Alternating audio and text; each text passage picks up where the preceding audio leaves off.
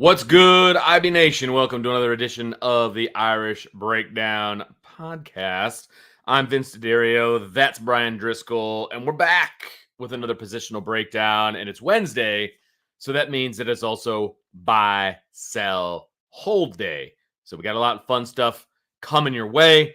We're going to talk some tight ends today, Brian, an integral part of Notre Dame's offense, and I think that might be an understatement over the last decade or so, but there's a new offensive coordinator in town. Well, kind of new. And so we'll see what tight end looks like. But before we jump into that, I guess you could call it breaking news. I mean, it's news that dropped today from Notre Dame football. And if anybody is on social media, which I guess kind of YouTube is, you would have seen that Notre Dame has dropped their new jerseys for the Shamrock series. And of course, they also dropped a video to go along with it. And it was a short video with I don't know. It was a short video. It was what it was. So let's talk about the uniforms real quick. The reason we're talking about it now, there were some questions in buy, sell, hold. So we just want to kind of address it now and kind of get it over with, I guess is the best way to put it. I'll let you take the floor on this one. Wolf of Wall Street is the video that they kind of spoofed, I guess, this time around. I've never seen that movie, so I couldn't tell you if they did a good job of spoofing it or not. I'll say this. I'll give my opinion when you're done. Yeah, I love the concept of what they do every year for the It's not always Shamrock, because last year's was, I believe, for Ohio State. That's true, because it was just green jerseys. Yeah, right. So it's not always the Shamrock, but whatever their unique, some sort of alternate uniform. I love the concept. I do. I thought the first year, the Hangover thing, I've actually never seen the Hangover either, but I did go back and watch that scene, and it was like they nailed it. It was so funny. And of course, the Jerry Maguire one last year with Audric was awesome, and this year it just was not as, I don't know, interesting. It wasn't as, although I'll say this, the teaser video was a lot better than the video, like the uniform release video. You and I watched that yesterday because that got released during the show. Right. So when the show is over, I pulled it up on our screen because we can't play those on our YouTube page, because if we play a Notre Dame tweet on our YouTube page, Notre Dame demonetizes us, our show. So we won't be pulling that up. But it was kind of funny because I thought Deion Colsey's little bit yesterday was freaking hilarious, where he catches the watch and they kind of go at him. The video today was a little bit more lame. Although, as a child of the early 90s, playing, Naughty by Nature at the end when they're doing all the outro, that was pretty cool. That was the best part about it. But overall, it was kind of lame, if I'm going to be honest with you. I love the concept, but hey, listen, not every article I write to Jim. Not every show you and I do is one for the ages, right? We all have our duds. And this year's was a dud. I love the overall concept, though, and I look forward to them getting back on track next year with something. But this year's was the video was just a dud, and then the uniforms I just don't like. I'm actually okay with like the Gotham blue, like the Batman blue and gray. Like I'm actually okay with that. I just think the Gothic letters, from like the Batman Gotham City type of letters, and the just shiny plastic looking numbers just does not do it for me. So overall, this year's was just kind of a blah. But that's going to be the case. Look, every year, some people are going to like certain parts of it. Some people aren't. Last 2 years, I've liked it. This year, the video and the uniforms, this year, pass. So I don't like the uniforms. And again, part of that's going to be age. If you're, young, you're probably going to like it because, whatever, young people like being different, but I just thought it was kind of lame. And I don't think it looks all that nice. But at least they keep from what I can tell, they're going to keep the gold helmets the same. So That's always a bonus for you. Did they come right out and say that the blue was for the Gotham thing? Because I haven't read anything about it. Yeah, there was a tweet that Notre Dame put out. Okay. It's actually in the story. So let me just pull it up because I can read it. They can't demonetize us for reading something. No, they can't.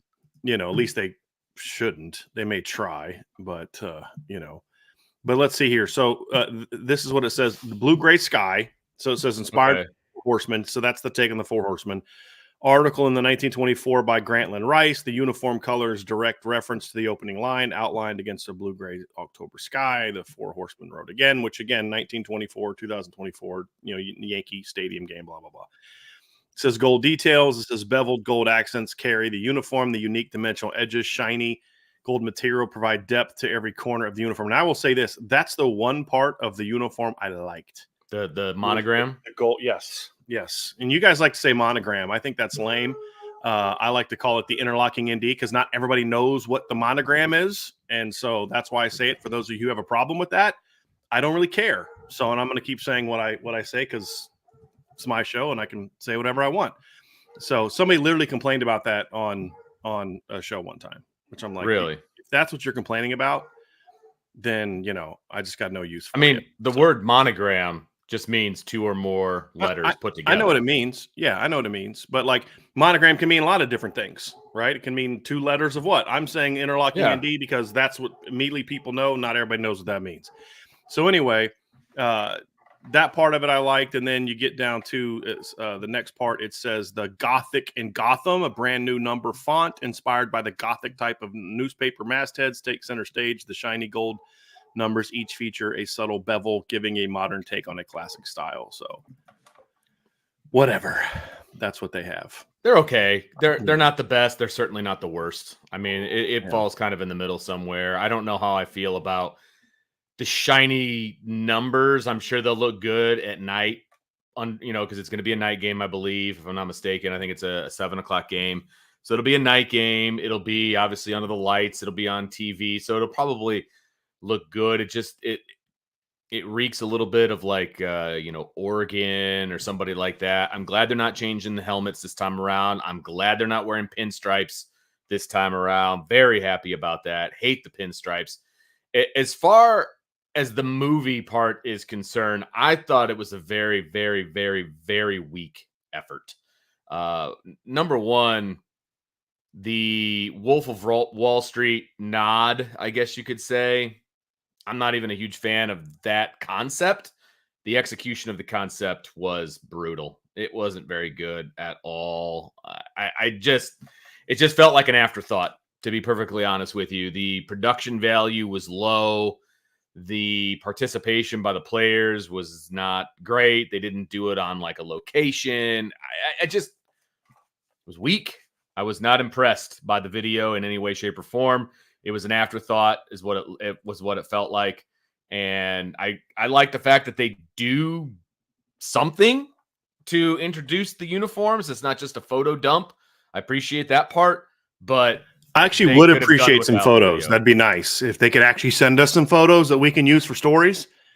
They don't. They send it to somebody because there's photos out there with like people are taking them. People are taking them from the tweet. Oh, from the tweet. I got you. That's how I use them for my cover photos. I'd take them from the tweet because they didn't send us. And then other people taking screenshots of the video. And using those because they didn't send us anything. Of course they didn't. Because why would they? Yeah. Why would they? That's, they don't care. I don't care how we do our job. And it wasn't intentional. It's just like there's not even a thought of, hey, how can the Notre Dame media help us to, promote this? They don't care. No. Which is why they would so obvious the last couple of years. Which is why they would demonetize us if we showed the video. Exactly. Because why should we put that stuff out there for people to consume? Yeah. But I'll end it with this. First of all, sorry about that. A kid that was over mowing the lawn lost his AirPod.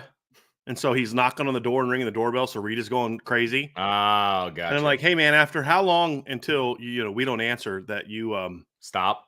Yeah, stop knocking on the freaking door. And it's not like you went out there after him looking for his AirPod. So yeah, whatever. So anyway. So yeah, bad skit. Not a fan. They should have just not done it this year if that was the. No, I mean, look, I'm okay doing it, man. Like, look, we all have duds, right? You and I have bad shows. Sure. I mean, I just had to drop out in the middle of a show because some knucklehead's ringing my doorbell, and my dogs are barking. We all have those days. Yeah. Right. We all have those days.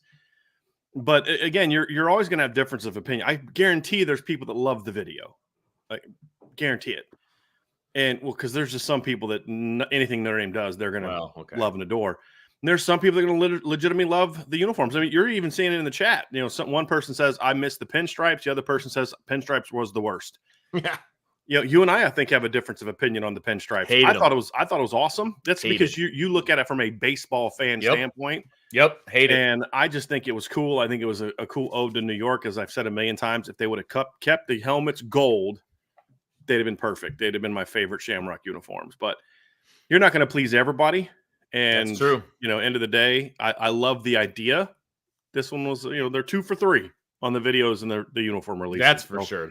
That's for sure. 2 for 3. So it's all good. I like the fact that they're thinking outside the box, right? That's the thing, is like, it's relatable. You know, you could tell the kids were enjoying it, right? I mean, you could tell that they were loving it. And honestly, it's more important that the players and recruits think this stuff is cool than it does that 2 40-something-year-old dudes doing a podcast think that it's cool, to be completely honest with you. 100%. And I do, they actually put a lot of time into the way that they do these uniforms. They're not just thrown together. I mean, there's reason behind all of the aspects of the uniforms.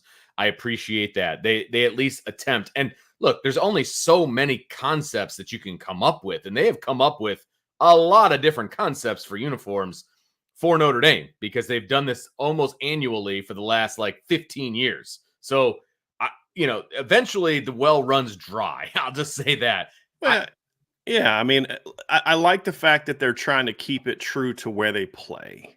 You know, like they kind of did that, or something about who they play. There's some sort of tie-in. So again, if I was 23, I'd probably like the jerseys more. And I'm not someone who's like, just wear the normal uniforms. No, me neither.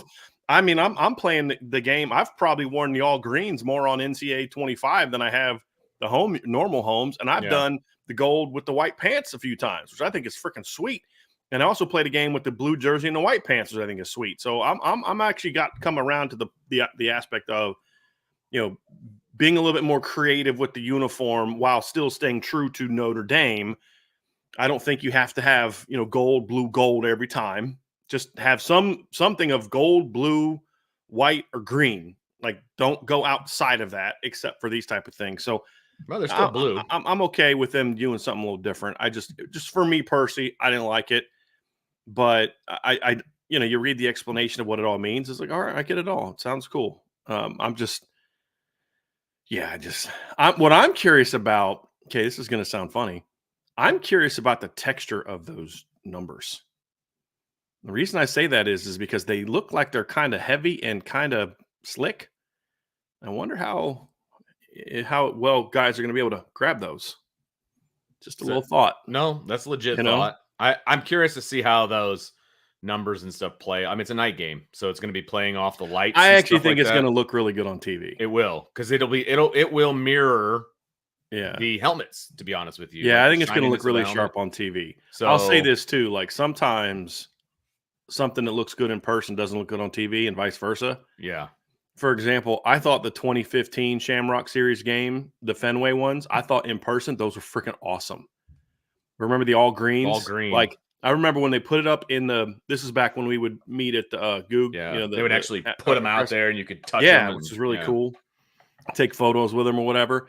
I was like, man, these are sweet. Like, I love these uniforms. I didn't love the 2 stripes on the gold helmet, but whatever. I love the rest of it. And then you get there and you're like, I can't see the freaking names and numbers on the jerseys from the press box. And then you're watching on TV and you're like, yeah, these don't look good on TV. Yeah. But I thought up close and personal, they looked freaking awesome. See, I felt the same. Sometimes it's going to look like that, you know? I felt the same way about the green jerseys with the navy blue numbers. I thought those looked really good in person up front. Yeah. But you can't read them from the press box. You can't read the numbers. And I didn't think they looked good on TV. Because the gold, the green, and the blue mixture just looked kind of weird. Right. But what year was that? Was that those are the most recent green ones before these last the one ones, against Cal? So was it Cal? So. And then they had like names in the back of their jerseys for that game too. Yeah. So, but anyway, So anyway, we've spent enough time on that, Vince. We have. I don't know. Like I said, I love the attempt. Yeah. You know, props to Notre Dame for giving it a shot. I just the execution for me this year was not. I get it. They'll grow on me. I'm sure they will. They're going to grow on me, and it'll be fine. Yeah. But we'll, you know. Like I'm looking at Twitter, and Braylon Womack, a 2026 safety that Notre Dame is looking at, you know, writes tough. TUFFFF with 2 exclamation marks. Like, he loves it. I mean, that honestly, that's why they do it, though. 100%. It's for the players and for the recruits. And honestly, I'm okay with that. As long as there's still some level of, you're playing homage to it. And like, look, there's 2 ways you can honor tradition. One is by wearing the same freaking uniform every game, every year, and that's fine. The other is saying, hey, look, we're gonna kind of do something traditional based on the game from 100 years ago, which is part of our lore. Sure. Right? The blue gray sky thing. I thought they looked like Batman colors, So apparently it's more, it's more of the blue gray sky thing, which I think is really cool. You're playing, you're paying homage to that game, which is again part of what makes Notre Dame. I mean, Notre Dame fans know about the 4 horsemen. They know about the blue gray sky thing. They may not know where it comes from, but they understand that. You're paying homage to that. I respect that. I get the Wolf of Wall Street things, New York. Okay, whatever. I get that. Like the Hangover thing was in Vegas. The game was in Vegas. I get it. It's just for me, this year's just wasn't as on point, but I don't know. They may grow on me. Who knows, Vince? But right now I'm just like, They've grown on me since we've started, like since I saw them in the first place. Seeing them on the still pictures is better than the video that was really fast, and I don't know. We'll see. Like I said, the only thing I really didn't like about them, it's just the numbers. Like I actually kind of like the color scheme. You're right. Me too. I just don't like the numbers. Like, and I don't know if it's the Gothic thing as much. That's part of it, but also just it's like way too shiny for me. Like it's just way too shiny for me. But yeah. I like you said, Vince, I think they'll probably grow on me a little bit. That'd be my guess. They're going to grow on me a little bit. Because like I said, my first thought was just, bleh. But then I like look at the color. I'm like, that color is like really sharp. Like I really like the blue gray. I kind of do. Yeah, it's not busy. Yeah. That's the other thing. And it goes well with the helmet. They have been too busy in the past. There's some of them that have been just too much. I do love the ND on the logo. I actually wish they would put that on the home uniforms as opposed to the one that they have. Oh, there you go. That would be sharp. There you go. That'd be real sharp. Anyway, so we'll see. Yep. There you go. That's our thoughts on the uniform. Today is tight end day, and so we are going to roll into our thoughts on the Notre Dame tight ends. And the big question, I think, moving forward, because I think we can all agree that, look, it's tight end U, right? Notre Dame, they bring in 1 to 2 high-level tight ends every year, and then they get drafted. I mean, I don't remember what the streak is, but the starting Notre Dame tight end has been drafted over like X amount of years, like a lot. It's tight end U. And so the tight end has been the focal point of the offense for a long time, to be perfectly honest with you. And whether you think that's a good thing or a bad thing, things are going to change. How are they going to change? That is the question that we have about this tight end room with Mike Denbrock coming in. Now, this isn't Mike Denbrock's first rodeo at Notre Dame. He has been here before. His tight ends were successful. They got the football. You're going on it? Okay. Well, one of the years in 2014, they did a little bit. 2015, they didn't. In 2016, they only caught like 12 passes all year. But there was extenuating circumstances. Durham Smythe got hurt in game 2 of 2015, and they literally only had Alize Mack was really the only competent tight end they had. Like Nick Wisher was banged up all year, Tyler Luatua. So one year they did. Yeah. The next, fair enough. Not as much. But again, because I did a show on this, Vince, because it actually the tight end room wasn't as successful when he was the OC, because now he was on staff the first 3 years when Tyler Eifert and Kyle Rudolph were balling out, right? And then 2013, Troy Nicholas. But in his tenure, the tight end recruiting wasn't as good early on. They were taking like Nick Wisher, Tyler Luatua, Mike Hireman, guys that I wasn't high on. So I don't think the recruiting went all that well. And again, he was the OC from 14 to 16. So people talking about Tyler Eifert, he was not the offensive coordinator on those teams. He was the receivers coach on those teams, or tight ends coach. I think he was the tight ends coach for Tyler Eifert, because Tony Alford was the receivers coach, but he wasn't the OC. My point is simply to say, I think it had more to do with 2 things, Vince. Number one, Mike Denbrock's really good at saying we're going to build the offense around what we have, and Durham Smythe goes down. You've got Alize Mack and then not a lot else, and he's a true freshman. And you've got Will Fuller and CJ Procise and Amir Carlisle and Chris Brown. Guess what you're going to do? You're going to build around them. Yep. And then 2016, that just was a mess. The whole thing was a mess. But as I then pointed out at Cincinnati, in his time at Cincinnati, there was 2 years in a row, especially three total, but 2 years in a row where they had Leonard Moore and I'm drawing a blank on Josh Wiley from Cincinnati, where those two guys were like top guys. In 2020, the year they went undefeated, I believe Josh Wiley was their leading pass catcher, who was a tight end. So it just goes back to what we say about Mike Denbrock, Vince, one of the things you and I love is he is going to build around what he has. Bingo. And I am correct. Josh Wiley was their number one leading pass catcher in 2020, the COVID year, with 28 catches. He led the team with second and 28 catches. He led the team in receiving yards, 353, and then had 6 touchdowns. Their other 2 tight ends combined for 26 catches and 272 yards and 2 touchdowns as well. So, and then in 2021, their tight ends finished 4th and 5th in catches, but they combined for 54 catches for 600 yards and 10 touchdowns. So, the production was good. Why? Because he had good tight ends. He had NFL caliber tight ends. Right? Imagine that. A coach who actually says, what are we good at? And then build around that. Who thought it? No. But it goes back to your point, Vince. I know, right? It goes back to your original point is it's going to be different. Right. That doesn't mean more, doesn't mean less. It's just going to be different because it's a different offense. Right.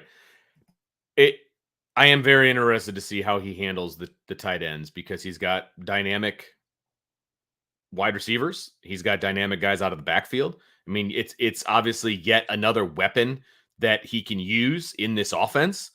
He's got at least 2, if not more, and we're obviously going to get into these guys individual guys that are going to put up numbers if their number is called, right? And so I'm excited to see what this looks like because I'm a fan of the tight end. I think you can do a lot of things, in the mismatch department when it comes to tight end. I do, and so Mike Denbrock does a good job of utilizing mismatches. And so if he sees a mismatch at tight end, I think he's going to use it.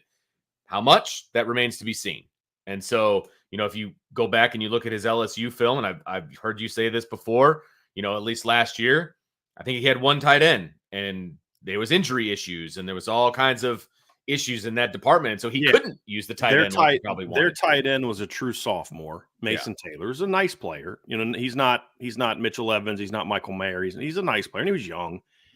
And he was 4th on their team with 36, or 3rd on the team in catches with 36. And he was 4th on the team with 348 yards. And then after that, the other tight ends only had 4 catches. So the overall numbers, even with Malik Neighbors, who was a dude, and Brian Thomas, who's a dude, and Kyron Lacey, who was really good, and Chris Hilton, the tight end still caught 40 passes. Yeah. Right. I mean, so to your point, Vince, that's not great production, but there's a reason for it.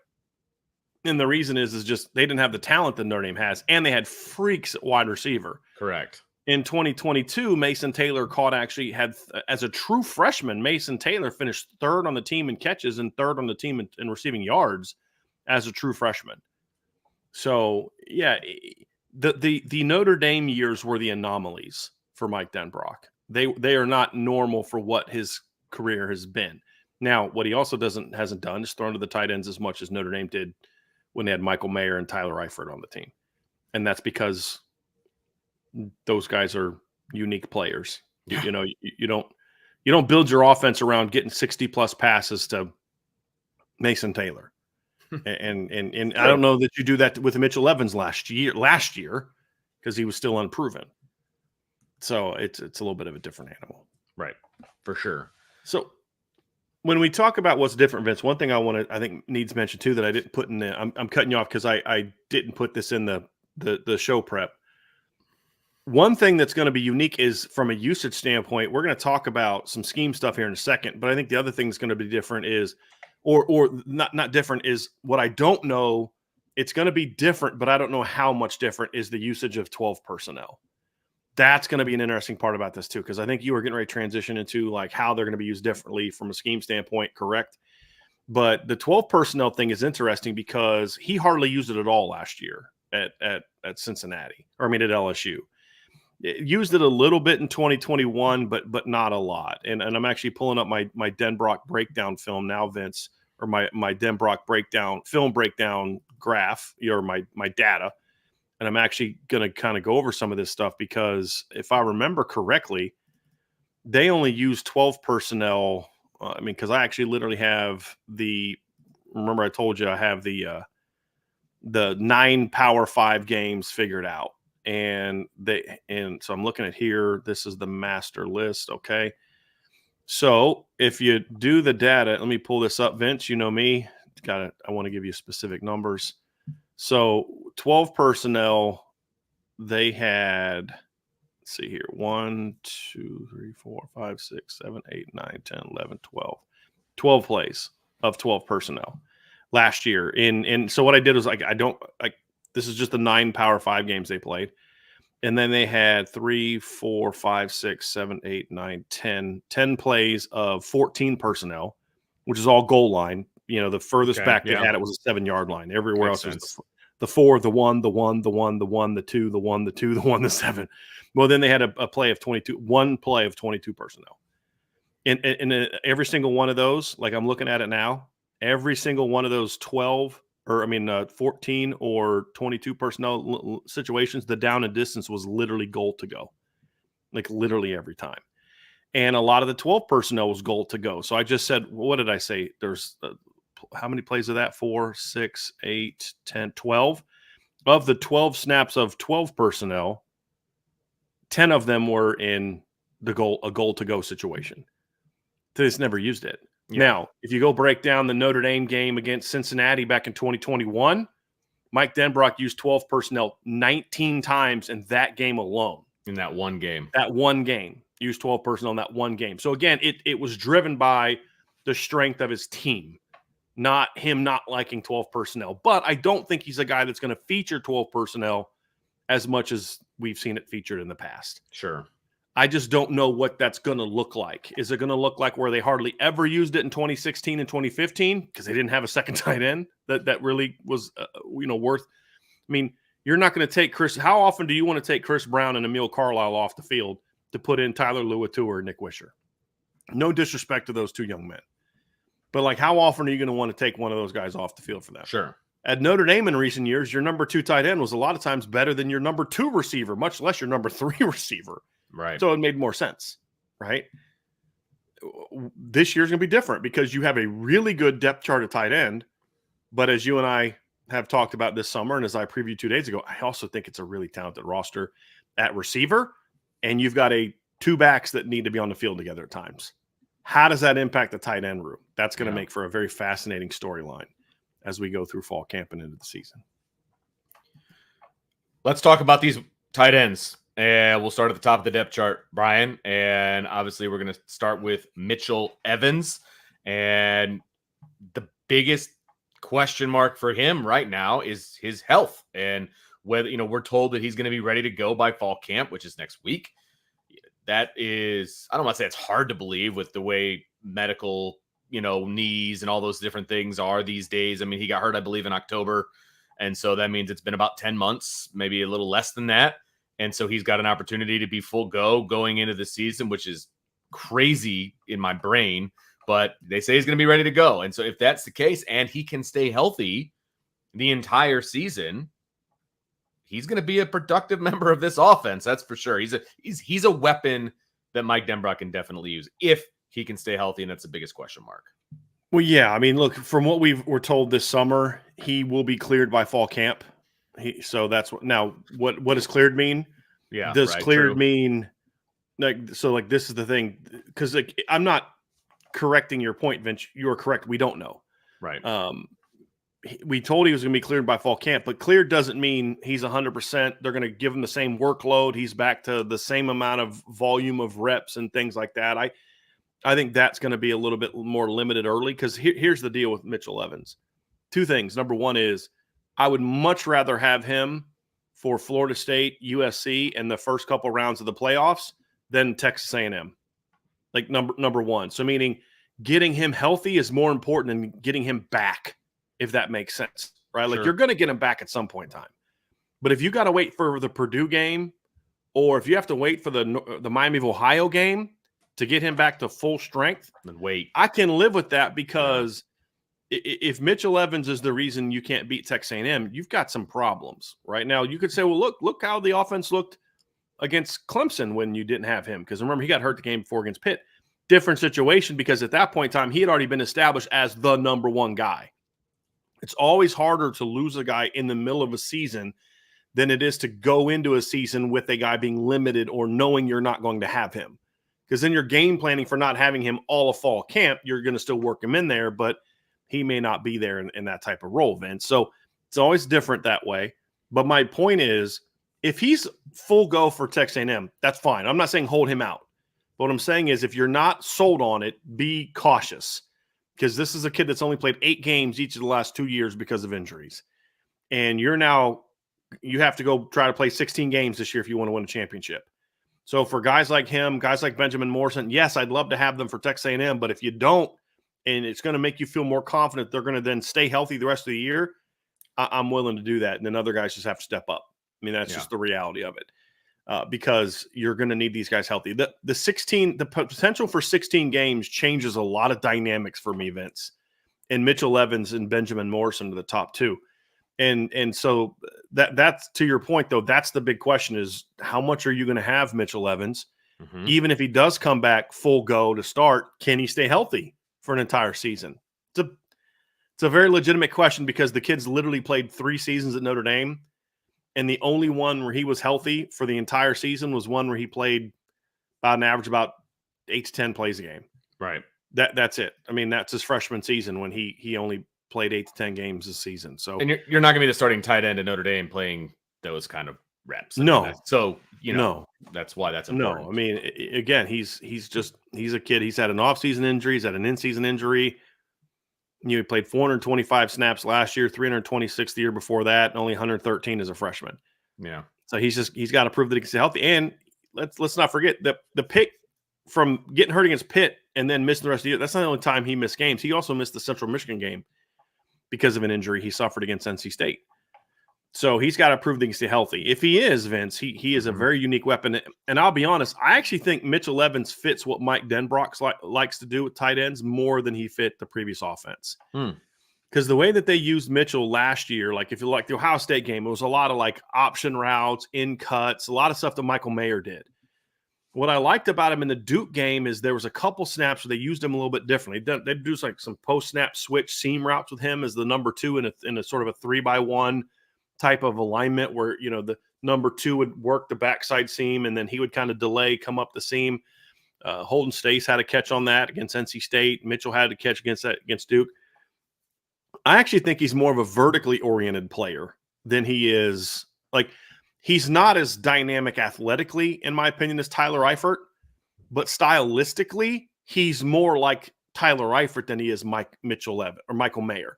He looks more like Michael Mayer as far as like body type, because even when Tyler was big, he still looked kind of like a big receiver.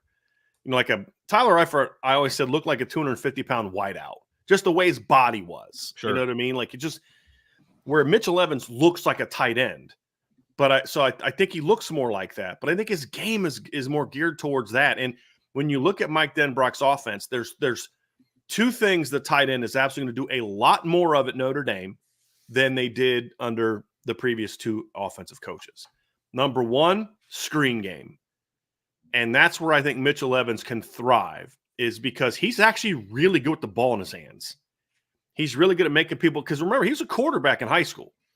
Right. He's a pretty good athlete. Like Mitchell isn't fast, but he's athletic. He's agile. He's got good cutting ability. He's kind of smooth. I think he's pretty good after the catch. And they do a lot of things, Vince, and I'm not giving away trade secrets because it's not something we saw them do in the spring. It's just breaking down LSU film, and other teams are going to break down the LSU film. 100%. They do sort of a triple option type of thing, not traditional triple option, but there's 3 options on their read zone. So they'll do the read, and they'll read that end. And if that end crashes, the quarterback pulls, and what they'll do is they'll bring the tight end so when they run their base zone, let me go back. When they run their base zone out of 11 personnel, they'll do a lot of split zone. Split zone is essentially the tight end's responsible for blocking the backside gap, right? So you always have to secure that backside gap on inside zone because it's cutting back to it. You don't often run pure zone backside to an open side. Open meaning there's no tight end. So they'll either put the tight end backside and just either attached or in a wing and he blocks that, or he'll go front side and then come back after the snap and cross block. Well, what they do off of that is they'll run a read zone, and the tight end goes towards that end and just leaks out into the flats. And so then when the quarterback will read that end for the give or pull, and if the end crashes, then he pulls, and the quarterback then starts running out. He's got two options now. So options number 2 is he can throw to the tight end. So if the tight end gets leverage or gets turned loose, he'll throw to the tight end. That guy catches it, gets upfield, and you got to make somebody miss. If they fly out with the tight end, the quarterback then tucks it and runs vertically. Great concept for LSU last year. It was a great concept for LSU last year. It'll be one for Notre Dame too. Yes, absolutely. It's going to be that. So it just hits everything that Notre Dame we think will do well. Yeah, offensively, that type of concept fits them perfectly. Absolutely. So I mean, I'm looking at last year's tight end usage, and I'm hit Y slide. There's a lot of reps where it's like, okay, they hit the Y slide, and they just use that. They use that a lot, that concept a lot. And so it's certainly something that you're going to see them do. And they did it even more the year before Mason Taylor was healthy. The other thing that you're going to see them do a lot more that also fits Mitchell Levin's skill set is what I was talking about, more vertical stuff. They run a lot of 4 verts, and the tight end is a weapon in the 4 verts. They'll also do things, and again, this is something they did a lot more in 2022, Vince. It was in that breakdown video the second breakdown video that I did, where they'll do things where they motion the tight end a lot for different reasons. And one of the things they'll do is they'll do things to motion the tight end to get him isolated. If they think they can motion him and get him isolated on a linebacker, they'll do that and attack with him vertically. And there's a clip where they ran that against Florida in 22 and just huge play down the seam. They'll run stuff like that. Those are things to me that are very, very suited for what Mitchell Evans does. They'll run stick routes and option routes, and they'll do a lot of that type of traditional tight end stuff. But they will throw the ball a lot more to the tight end in more of like the vertical type of stuff, which I think fits Mitchell Evans and Eli Raridan very, very well. I think it fits both of those guys very well. So that's the unique thing is if Mitchell can get healthy, I actually think the tight end is still going to be a focal point of this offense because that kid – you don't have to alter what you like to do. If you're Mike Denbrock, you don't have to alter what you like to do to fit him. Like if you had Michael Mayer, who's a great player, but you'd have to kind of alter your pass game a little bit to fit Mayer's skill set because it's not really fit with what Mike Denbrock has done in the past. Even at Cincinnati, he would hit the tight ends a lot down the field and do different things with them. But with Michael Mayer, I mean, it's more quick game and things like that. I think Mitchell Evans fits more of the vertical offense that Mike Denbrock likes to attack with. I really do. I think it fits it very well. I mean, we're going to see how it plays out, but I think he's going to fit real nice. So I don't think we're going to see like a huge regression in tight end targets from what we've seen in past years. What I think you're going to see is an increase in overall passing opportunities compared to what we've seen in recent seasons. But I don't think it's going to necessarily take away. I think it's going to take more from the slot overall than anything else. I think the tight end is still going to be a focal point in the offense. I just don't know if it's going to be the 60-plus catches that we've seen from Michael Mayer. Mitchell Evans was obviously on pace for a really big season last year. I mean, Notre Dame's tight ends last season. Vince, I'm going to pull that up here real quick because I know Mitchell had 29 catches last season. So he had 29 catches, and then Holden Stace had 15. That's 44 plus 5 from Eli Raridan, 49, 50. So Notre Dame's tight ends last year caught 52 passes for a team that didn't throw the ball a whole lot. That's literally almost 25% of their passes were at one position because they had 227 completions on the season, 52 of them by the tight ends. So that's a good chunk of the completions that we saw. So it's actually 22.9. So like I said, almost 25%. I don't know that we'll see it be that, right? But I think it does. But I think the overall number won't change a whole lot. Does that make sense? Yeah. Like I just think they're going to complete more balls. I don't think the tight end's going to see a dip. I just think other positions are going to see an increase, if that makes sense. Yep. And I think Mitchell Evans, if healthy, is going to be the biggest beneficiary to that. I feel like tight end could be very dynamic. Like the catches that the tight ends will make, specifically Mitchell Evans, is good. They're going to be more dynamic catches. And in what I mean is more game-changing type plays. It's not going to be just move the chains or, that kind of stuff. Where Michael Mayer was the best receiver Notre Dame had, when he was here. I get that. And he's a special talent. But I feel like the catches that the tight ends are going to make this year are going to be more impactful, maybe more touchdowns, maybe, you know what I mean? Just like they're going to use the tight end when they need them, and it will be very impactful to the game itself. Does that make sense? Not that Michael Mayer wasn't impactful, because he was, but it's just the catches might be down, but I think the actual impactful production will still be where it needs to be. Do you understand where I'm kind of coming from there? Okay. Yeah, because the point, and we kind of talked about this. Was it the receiver room? You and I talked about this recently. Maybe it was running backs where, yeah, I think it was the running back breakdown we did. We're like, look, Jeremiah Love doesn't need as many touches as other running backs to make an impact. He can do, yes, it was during that conversation where I made the point, like, I don't know that I want to make him have 15, 20 carries a game right away. Right. My point was he can do more with less, meaning and that's the point of the tight ends is they may only catch 3 balls, but they're going to be impact plays, whether that's a big play, a touchdown, a crucial third down, they're going to be impactful. And then in other games, they may catch 9 or 10, depending on how teams defend the receivers, because what you and I have discussed recently, Vince, as well, is if there's more weapons, it's harder to defend Notre Dame. And early on, you may see teams say, hey, look, like I've said this also, the issue that I had with Notre Dame's offense in the past is it's easier to defend a run-heavy offense that focuses on the tight end if you're not willing to spread the ball around more. Because your safeties can kind of play through the tight end to the run game, right? That's what you could do a lot of. And so early on, I think teams are going to play that style against Notre Dame still. Look, what are they? If you're a Notre Dame if you're a defense facing Notre Dame, you're Texas A&M, you're Mike Elko, you're Jay Bateman. Sorry for doing that to you. You're on that staff, and you're getting ready to play Notre Dame.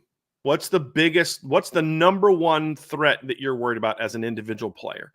I would say probably Riley Leonard, correct? I mean, you know the kid. What's your second concern?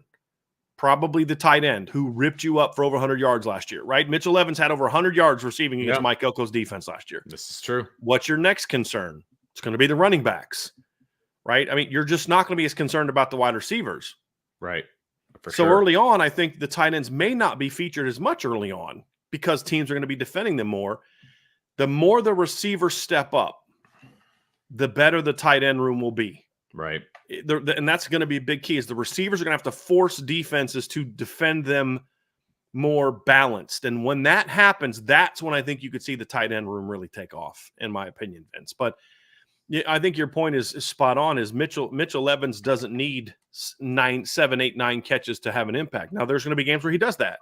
Sure. Eli Raridan doesn't need to catch 5 balls a game as the number 2 tight end to make an impact. He can catch 2 and make and one impact. of them went for 40 yards. Right. You know what I mean? It's like those are the things you look at, to your point, Vince, is you don't necessarily need to make the offense built around the tight end.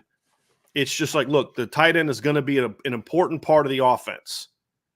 That's a different thing than the tight end is the offense. Correct. And that is the number one focal point of the offense. That's what they've done in the past. Everything revolved around the tight end. Somebody in the chat asked Vince, do you think Tommy Rees is unwilling to use the talent he had? And I said, well, when it came to Chris Tyree, I thought he did a bad job of finding ways to get creative with Chris Tyree. But in 2022, their best player was Mitchell Evans, and their next 2 best players were their other 2. The next 3 best players were all running backs. And you had a quarterback once Tyler Buckner went down that couldn't really get the ball down the field, so you couldn't really utilize Braden Lindsey the way you wanted to. Right. And so, yeah, I mean, you're going to build your offense. I think Tommy Rees did build his offense around the talent he had because your best players, Michael Mayer, your next 2 best players, your next 3 best players are all running backs. And you have a very good, talented offensive line. I think now, though, however, is I think your receiving core is in a position where they can do more damage. They need to do more damage because opponents are going to be locked in on not letting Mitchell Evans take over games early. They're going to force somebody else to beat him, in my opinion. Yeah. Now, my question is, how does Mike Denbrock use that? Mm-hmm. Does he use that early on? Does he use Mitchell Evans more as a decoy early on? Like, honestly, first play the game, yeah, just again, A&M, just to kind of make them kind of like sometimes as a coach, Vince, I don't know if you ever did this, you know what your tendencies are, and you know that they know what your tendencies are. It's like first play of the game, you ride into that hard. We're going 12 personnel. We're going to run read zone with a pull, and we're going to throw the ball to the Mitchell Evans, right? First, and just get them thinking, yep, tight end. And then like the rest of the first half, I'm using Mitchell Evans as a decoy. I want to force the double team on him, right, and then use things. Okay, I think if we line up like this in 3-by-1 with Mitchell Evans at number 2, their safety is going to come down. I'm going to utilize that. I'm going to run some kind of stop post over top of it, something like that. You know what I mean? And use them as a decoy and use what you know they're going to do against them. Don't be surprised if Mike Denbrock and this staff come up with something like that early in the season too, because who's the tight ends coach? Mike Denbrock. Mike Denbrock. Yeah. So he's going to know what he has, and he's going to be able to kind of say, hey, look, this is what we're going to need from you to do. So I'm very curious how they're going to do that, because I do think that your notion of this being a more potentially impactful group is spot on because of just the unique skill sets that they have. I mean, Eli Raridan is a guy, if you're not running Eli Raridan vertical at least once a game, I don't know that you're doing it right. You know, I'm not saying get him the ball. I'm just saying like he needs to be part of your 4 verts package at some point in time. Yeah. He's too athletic not to. Mike Denbrock would have been a fool to run 4 verts last year out of 12 personnel. An absolute fool. Because no one's afraid of either of his tight ends, much less the number 2 tight end. Right. At Notre Dame, you'd kind of be silly not to run 4 verts at least a couple times out of 12 personnel, because you have a 6'7", 250-pound tight end who's pretty fast. And I'm not talking about the starter. I'm talking about Eli Raridan. That's number 2. Yeah. You know? So I think that provides some really unique opportunities. And I'm just curious to see how Mike Denbrock's going to take advantage of those, while also staying true to the fact that this is going to be a team that spreads the field more. It just is. So it's going to be fascinating, because those 2 kids, Vince, are very talented players. Eli Raridan is another guy, though, that's got to stay healthy.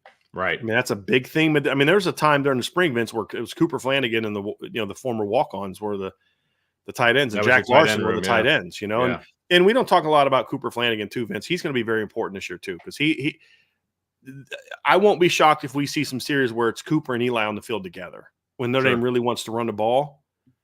Because, and look, I would have a couple 13 personnel packages in my base offense. I'm not going to do them a ton, but I'd come out in a series and say, I'm going to go put 13 personnel on the field, and we're going to run it down your throat a little bit to set up what?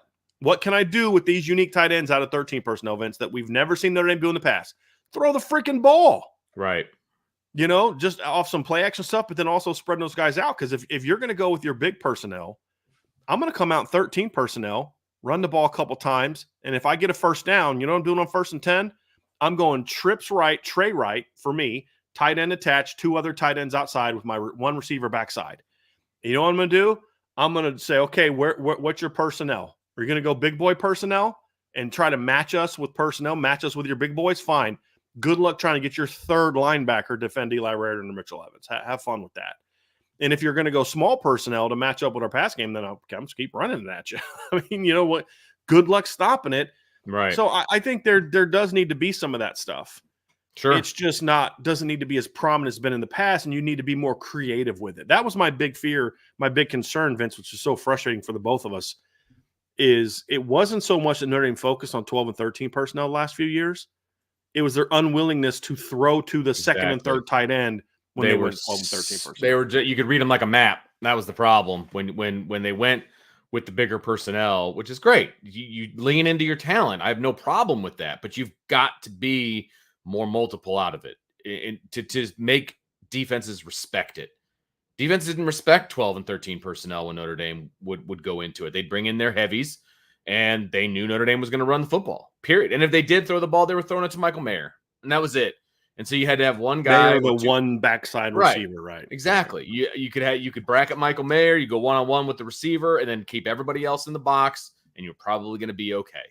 You know, you can't do that. Like that's such an elementary thought process when you bring in big personnel. More specifically, at Notre Dame when your talent dictates that you can do other things. Like, I get it if you're trying, if you don't have the talent at tight end and you're putting an offensive tackle in number 45, like they did with Joe Alt when they wanted to run the ball. Okay, yeah, you're going to run the ball. Okay, cool. I get it. And that's a wrinkle you use 4 or 5 times a game. That's absolutely. And look, my guy's better than your guy. My 45, who should be 76, is going to run your guy over.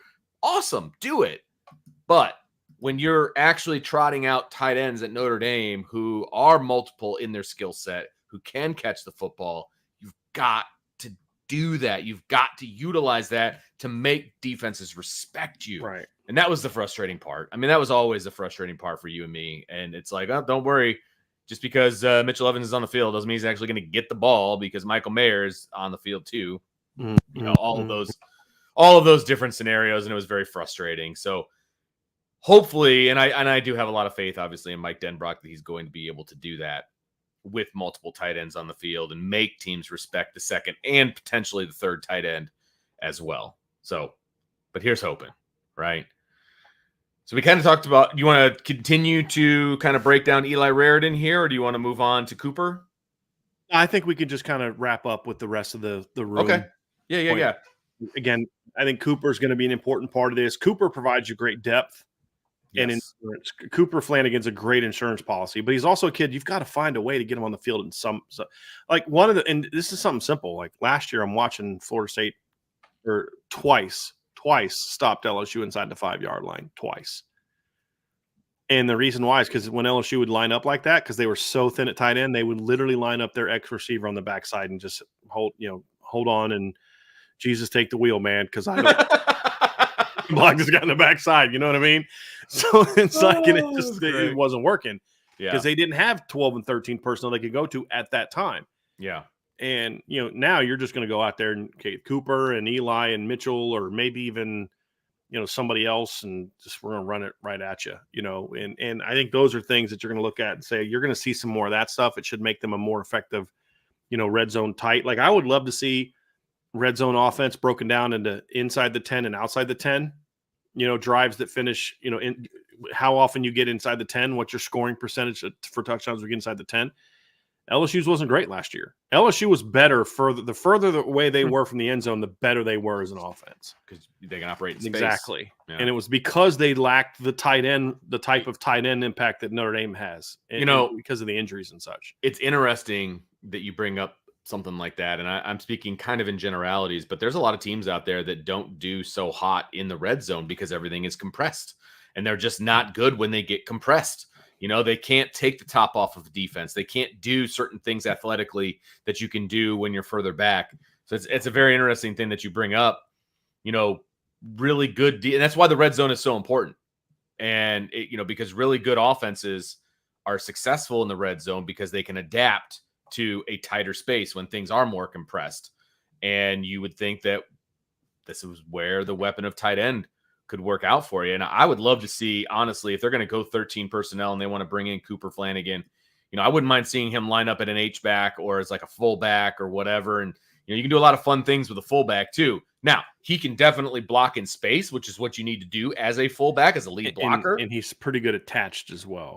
100%. And so, but I would also sneak him out, like some teams do like back in the day, the teams used to do with a fullback. You sneak him out into the flat on a play action. He's got really good hands too. And so I think you could do a lot of things with Cooper Flanagan as your third tight end. Now, after that, it gets a little bit interesting because you've got, Jack Larson is a true freshman. You've got Davis Sherwood's back for another season. Sure. He kind of lost a little bit of that role he had last year. He's kind of more of that fullback H-back. Justin Fisher's playing running back now, or there's some things they do with 2 running backs in the game where they kind of basically use him like an H-back. There's some options there. There's some walk-ons. I've talked about Henry Garrity, but I think Henry's probably a year away before he really threatens for a role. I think it comes down to the kind of the big 3. That's going to be the key. And because here's the deal, Vince, and this is the one thing I can guarantee you. If Notre Dame has injuries at tight end this year, they're just going to shift away from using 12 personnel, like outside of the goal line. Now, the goal line, they still have Jack Larson, they still have Davis Sherwood, they still have players they can go to outside the goal line. But if for some reason they're down 2 of their top 3 tight ends, all right, we'll just be in 11 personnel and 21 personnel outside of our goal to go situations, and be fine. Yeah. Whereas last year that would have put them in a tough spot. That would have put them in a bind the last couple of years if they would have been in that situation. So that helps as well, being in this offense, just because the offense was so heavily tight end driven is my point. Not because the receivers weren't good, just because the offense was so geared towards 12 personnel that if you couldn't do 12 personnel, you couldn't do what you thought you did best. And I don't think that's going to be the case this year. But I love the depth of the room, Vince. I do. It's just injury prone. Yeah. And what are they going to do? I mean, how healthy is Mitchell Evans going to be? That's my own. I mean, this is why we're kind of keeping it a little bit short, Vince. It's like, guys, I don't know what to say. They're really talented. It's can they stay healthy or not? If Mitchell Evans is healthy all year, he's going to be big time. If Eli Raridon's healthy all year and Mike Denbrock runs the offense the way that I hopes, he's going to be a really good number 2 tight end. And next year, when we're going into the next season, it's like, we're going to be talking about tight end next. My hope is that we're talking about tight end next year like we're talking about running back this year. Audric was a dude. Audric Estime was a stud last year. He was Notre Dame's best skill player last year, and it wasn't even close, with all due respect to Mitchell Evans. Wasn't close. But they're going to be okay. Not that losing him doesn't sting, because anytime you lose a great player, it stings. But this is what the big boys do. Well, we lost, Alabama. Well, we lost this star running back. Let's move on to the next star running back. You know what I mean? We lost this star receiver. Let's move to the next star receiver. That's what the big boys do. Ohio State's been doing that at receiver in recent years. Oh, shoot, we lost Garrett Wilson and Chris Olave. That's okay. You got Jackson Smith and Jigba and Marvin Harrison come down the pike and Emeka Egbuka, and you lose them, fine. Just throw in Cardinal Tate and Brandon Ennis and whatever stud receiver. That's what the big boys do. And next year at this time, we're going to be talking about, Mitchell Evans is hopefully healthy all year, and he's a day 2 draft pick, and then we're going into next year and saying, hey, they're going to be okay because they've got Eli Raridon coming back, and they've got Cooper Flanagan going his 3rd year, and Jack Larson's going into year 2, and Henry Garrity had a great spring. Oh, and by the way, they just added another top 100 tight end to the room named James Flanagan, who's a dude, who's an absolute dude. And so it's like, they're going to be fine. They're going to be fine.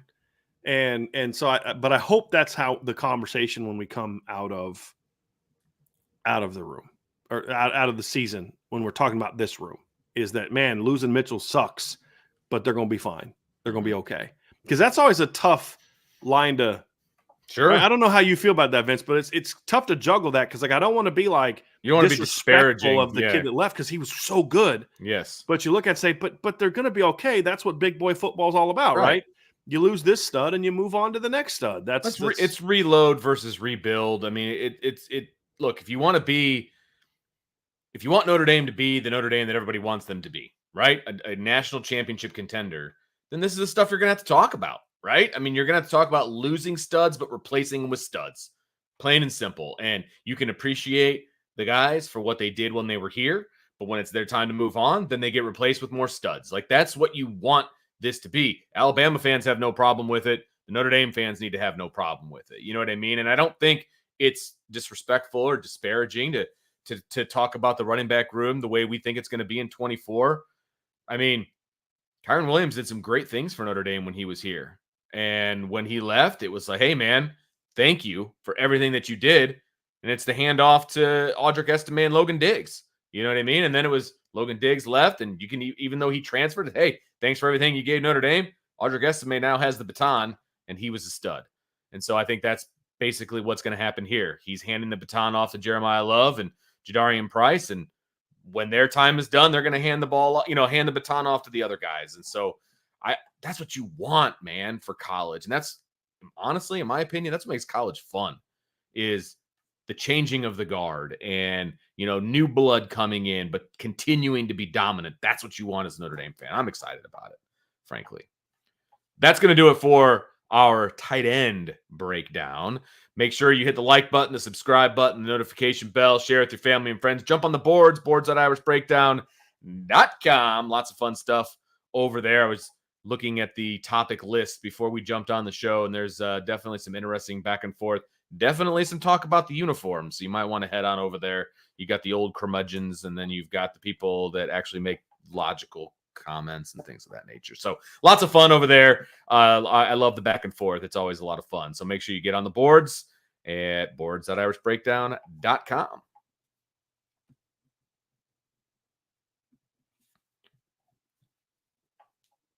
It is Wednesday, Brian, and we know what that means. That means it is buy, sell, hold day, and we've got a bunch of great submissions, as we always do, from the board. And again, just to reiterate the kind of the way we do things for all the people that are currently listening and that will be listening on the podcast, in order to get your question for buy, sell, hold, you have to be a member of the message board, the premium message board over at irishbreakdown.com. If you are a member, every week we put out a topic, and you just go ahead and put your question in there, and then we relay that to a card, and we put that on the show. And I know I'm saying we, it's not we, it's you. Oh, it's not that. It's something that's being discussed in the chat. Oh, gotcha. Yeah. Okay, fair enough. I saw your face, and I was like, no, that wasn't towards you. Okay, fair enough. Towards you. Fair enough. So if you got to be a member of the board to get your question asked, or there is one other option. If you want to throw us a super chat, you can get your question added to the mix as well. I don't know if we've got any of those in the queue yet, Brian, or not. Nope, no super chat. So if you want to add a super chat, you can do that if you didn't have a chance to get your question over on the premium message board.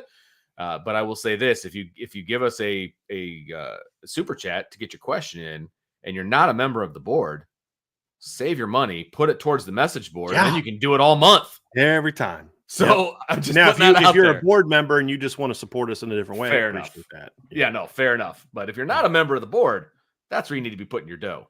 All right. So just throwing that out there. I'm sorry. I just have to respond to this comment from Archer in the chat. So gotcha. He basically said he thinks Mitchell Evans was Notre Dame's best skill player last year. So, okay, what's your reasoning? Well, he would take Mitchell over his Ohio State tight ends, but he wouldn't take Audric over Ohio State's running backs. With all due respect, Audric Estime is a way better running back than Quinshon Judkins. Excuse me. Like, I know you're buying into the hype about how guy averaged less than 5 yards a carry last year. Audric was over 6 the last 2 years. He is not a better running back than Audric Estime, with all due respect. The other thing is those two things have nothing to do with each other. One guy being better than the Ohio State tight end doesn't mean he's then better than the Notre Dame running back, who may not be better than the Ohio State guys. That's completely false equivalence there, in my opinion. But I don't know of anyone that thinks that Mitchell Evans was better than Audric Estime last year. I mean, Mitchell Evans is a good player, but he had 5 catches in the first 4 games combined. And part of being good is being able to answer the bell every week. It's kind of a big deal. And then he compared him to Brock Bowers. So, okay, now, the Ohio State guy is overhyping the Notre Dame guy. I can live with that a little bit, to be honest with you. I kind of dig that, and I hope he's right. I hope he has Brock Bowers' ability.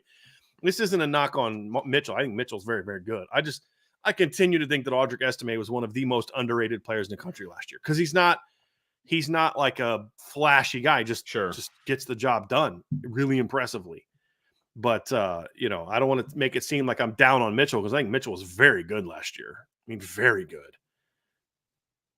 I just think Audric was their best player last year. Right. That's really what it comes down to for me. Buy, sell, hold time. We can jump back in. So I'm sorry, I just had to respond to that. Good. But, it's a good football conversation. I'm not mad at anybody. I'm just like, no, come on now. That's just not yeah. That's fair. Yeah. I mean, that's definitely fair. All right. Buy, sell, hold, and I just did it. Irish Gordian not buy, sell, hold. Mike Brown will finish 25 recruiting with at least 2 flips from major programs. Well, I guess I don't really know what he considers a major program. Does it just mean Power 4 in general? Or is he like, does that mean you flip a kid from Bama or Ohio State or something like that? If it's the latter, flip kids from Power 4 teams, yeah, I could probably buy that. They need to. They want to. So last year they only needed 1, so they got Logan Saldate. The year before they only needed 1, they went and got KK Smith. This year they need 2. And so I could see that. If you mean power major programs in like the top of the top 10 teams, no, not 2. No, I don't know that they'll flip any, but definitely not 2 of them. So I'll buy it in the one sense and sell it in the other. I'm just not quite sure what the question means.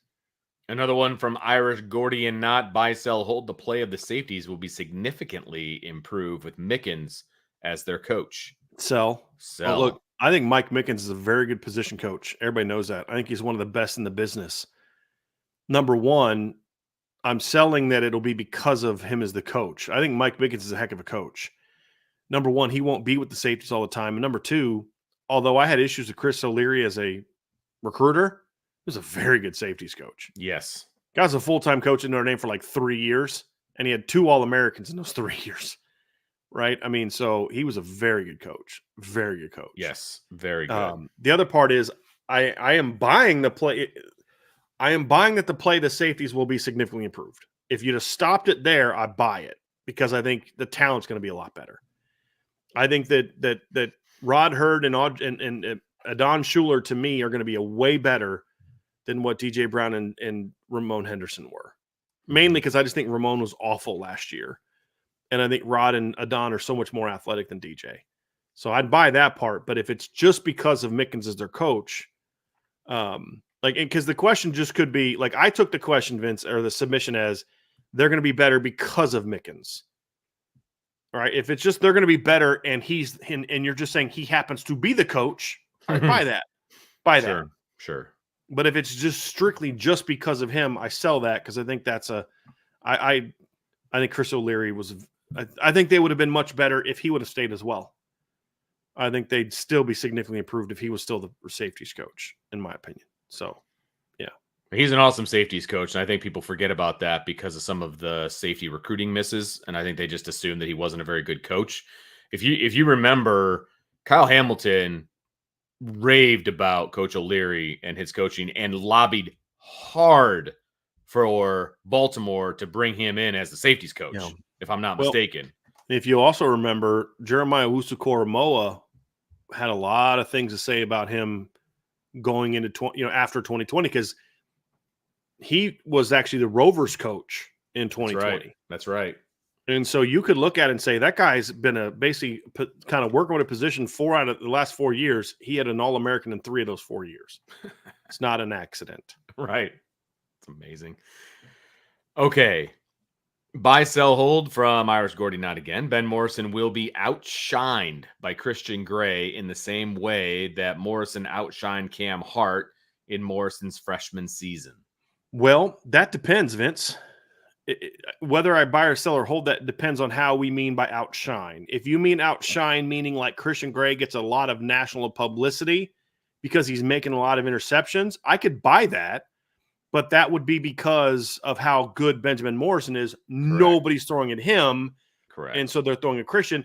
It's kind of like, and so I'm trying to think thoroughly about this question. It's kind of like a couple years ago when Kobe Bryant won the Jim Thorpe Award over Sauce Gardner, his teammate, right? That was 2021, or right? I think it was 2021 is when that was the case. Maybe 22. Forget what year that was. Because nobody would throw at Sauce. Because Sauce was so good, and then that gave Kobe a lot of chances to make a ton of plays.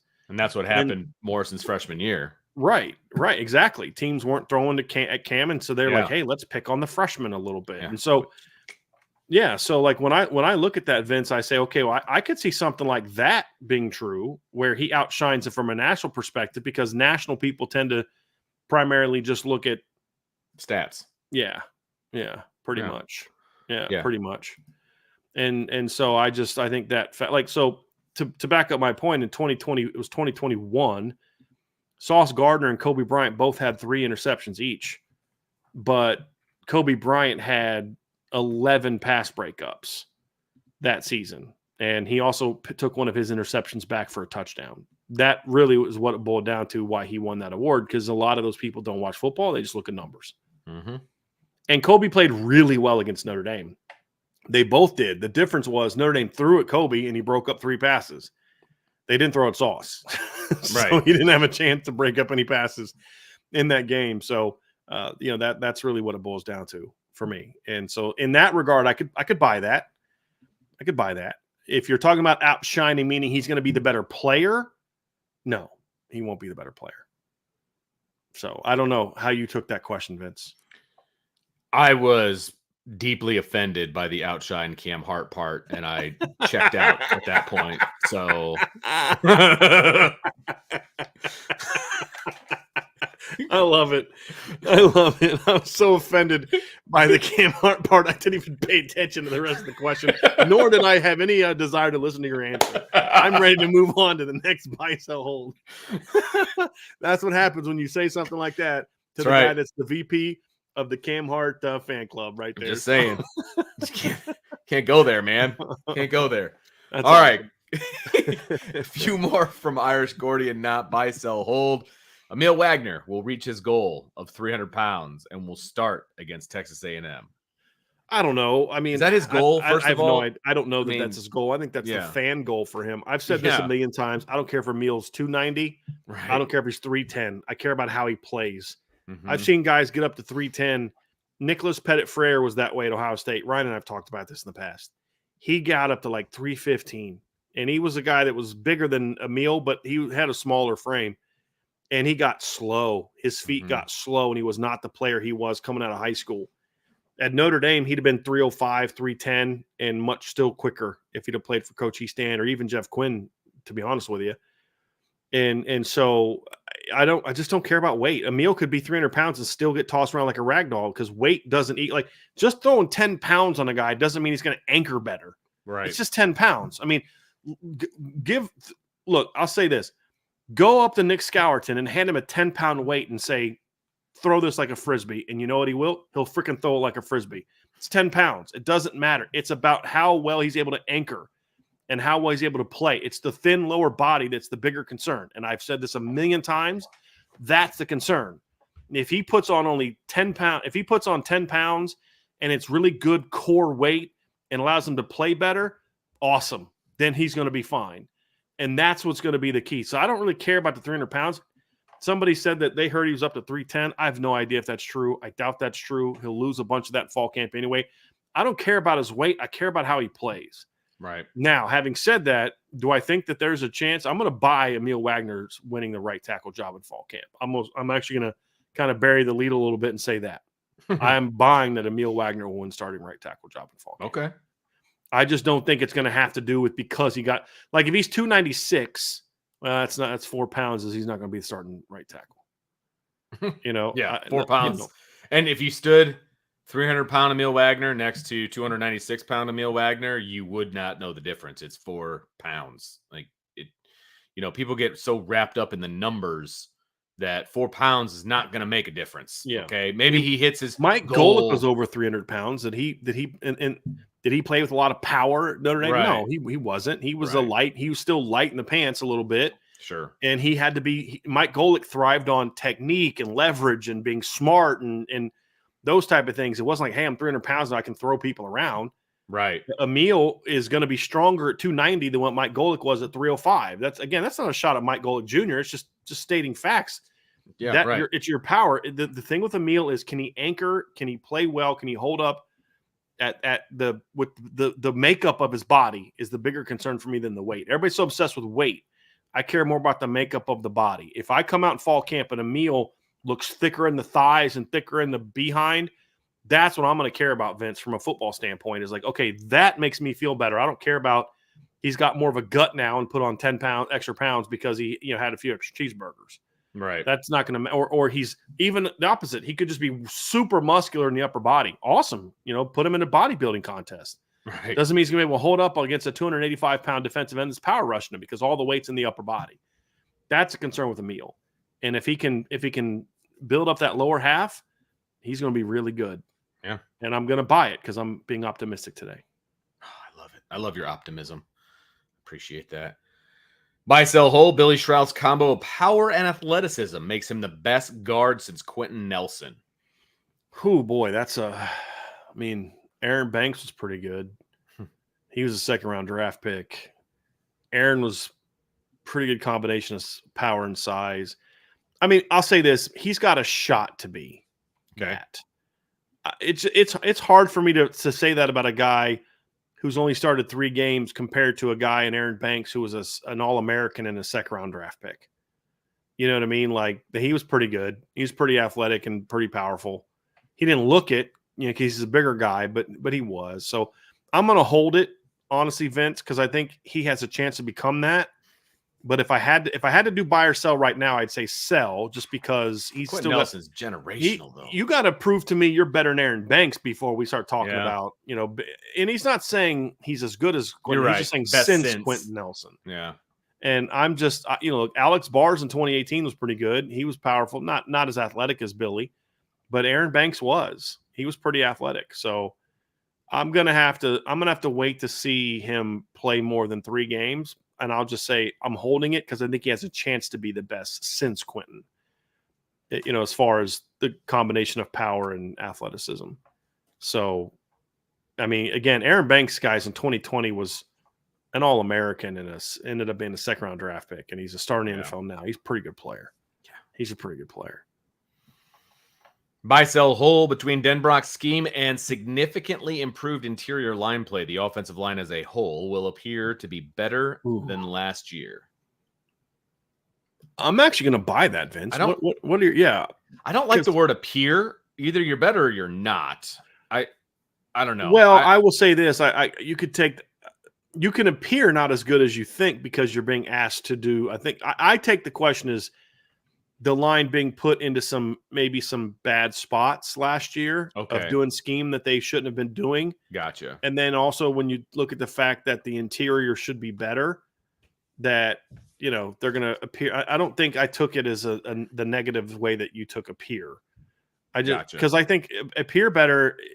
They may not grade out a whole lot higher, but let's say that they're more consistent because the run game has been simplified a little bit. So if the last year's offensive line would have gotten a chance to play in a more streamlined run game, maybe they would have been better. That's kind of how I take it a little bit, Vince. Yeah. To be honest with you, and that's why I'm going to buy it. I think it'll just be better than it was last year. I don't have a lot of doubt about that, to be honest with you. And I guess that was where I was going with that. Like I feel like they're going to be better, not just appear to be better, but I understand where the question is coming from because he's saying Mike Denbrock could put the offensive line in more advantageous situations, unlike in the past, where they're just beating their heads against the wall against a packed box where they just didn't have a chance, to be honest with you. I don't believe Mike Denbrock will do that. And so I could see how they would quote unquote appear better. I get it. I'll buy it. Yeah, I'll buy it. Christopher Crosby, buy, sell, hold. What is going to happen to Duke now that Riley and Coach Elko have left has been a forgotten story for this season. Their schedule is not a cakewalk for the new regime. Buy, sell, or hold. They don't make a bowl game this season. You want to take a first shot at that, Vince? Well, I mean, it's been a forgotten storyline because it's Duke. Like, I mean, and I don't mean that disrespectfully, but it's Duke. Like, they're not a football powerhouse. They're still a basketball school. No matter what anybody says, they're still a basketball school. And so I don't know that it's been a forgotten storyline per se. I just think nobody cares about Duke. I love that you said that. Like, nobody cares. It's not a storyline. It's just nobody cares. We don't forgot. Just nobody cares. Well, here's what I'm going to say about Duke. So I wanted to grab the magazine because I wanted to kind of go over a couple things. Number one, losing Riley Leonard hurts. Sure. And I don't think, but they did get Malik Murphy in the portal. Now, I don't think Malik Murphy from Texas is as good as Riley Leonard is, but he's not. He's still more talented than your typical Duke quarterback. Sure. You got Jaquaz Moore is back at running back. Your receiving core, everybody comes back, and Eli Pankel's back from injury, so they'll have him back. The big concern I have for their offense, Vince, is they lose 3 of their starting 5 offensive linemen, which is a problem. Here's where Duke is going to be in trouble. They lose their entire starting defensive line from last year and all but really 1 or 2 rotation guys. And so they lost a ton from their defense. They got some portal guys, but not a ton of portal guys. They didn't have as much portal success as Mike Elko had. So, I think their offense is going to still be is good. Pardon me, is going to have a chance to be better this year because they're going to be healthier at the skill positions as long as their line can hold up. But I think their defense is going to take a big step back, and that's what's going to hurt them. Are they going to make a bowl game? I'm going to sell that they don't make a bowl game because I think they'll still have enough to make a bowl game, Vince. And I think that their schedule is little bit more. It's challenging, but I'm just going over it now. They've got Elon on there. They've got UConn on there. Middle Tennessee. They've got Middle Tennessee on there. And then they've got home. Yeah. Right.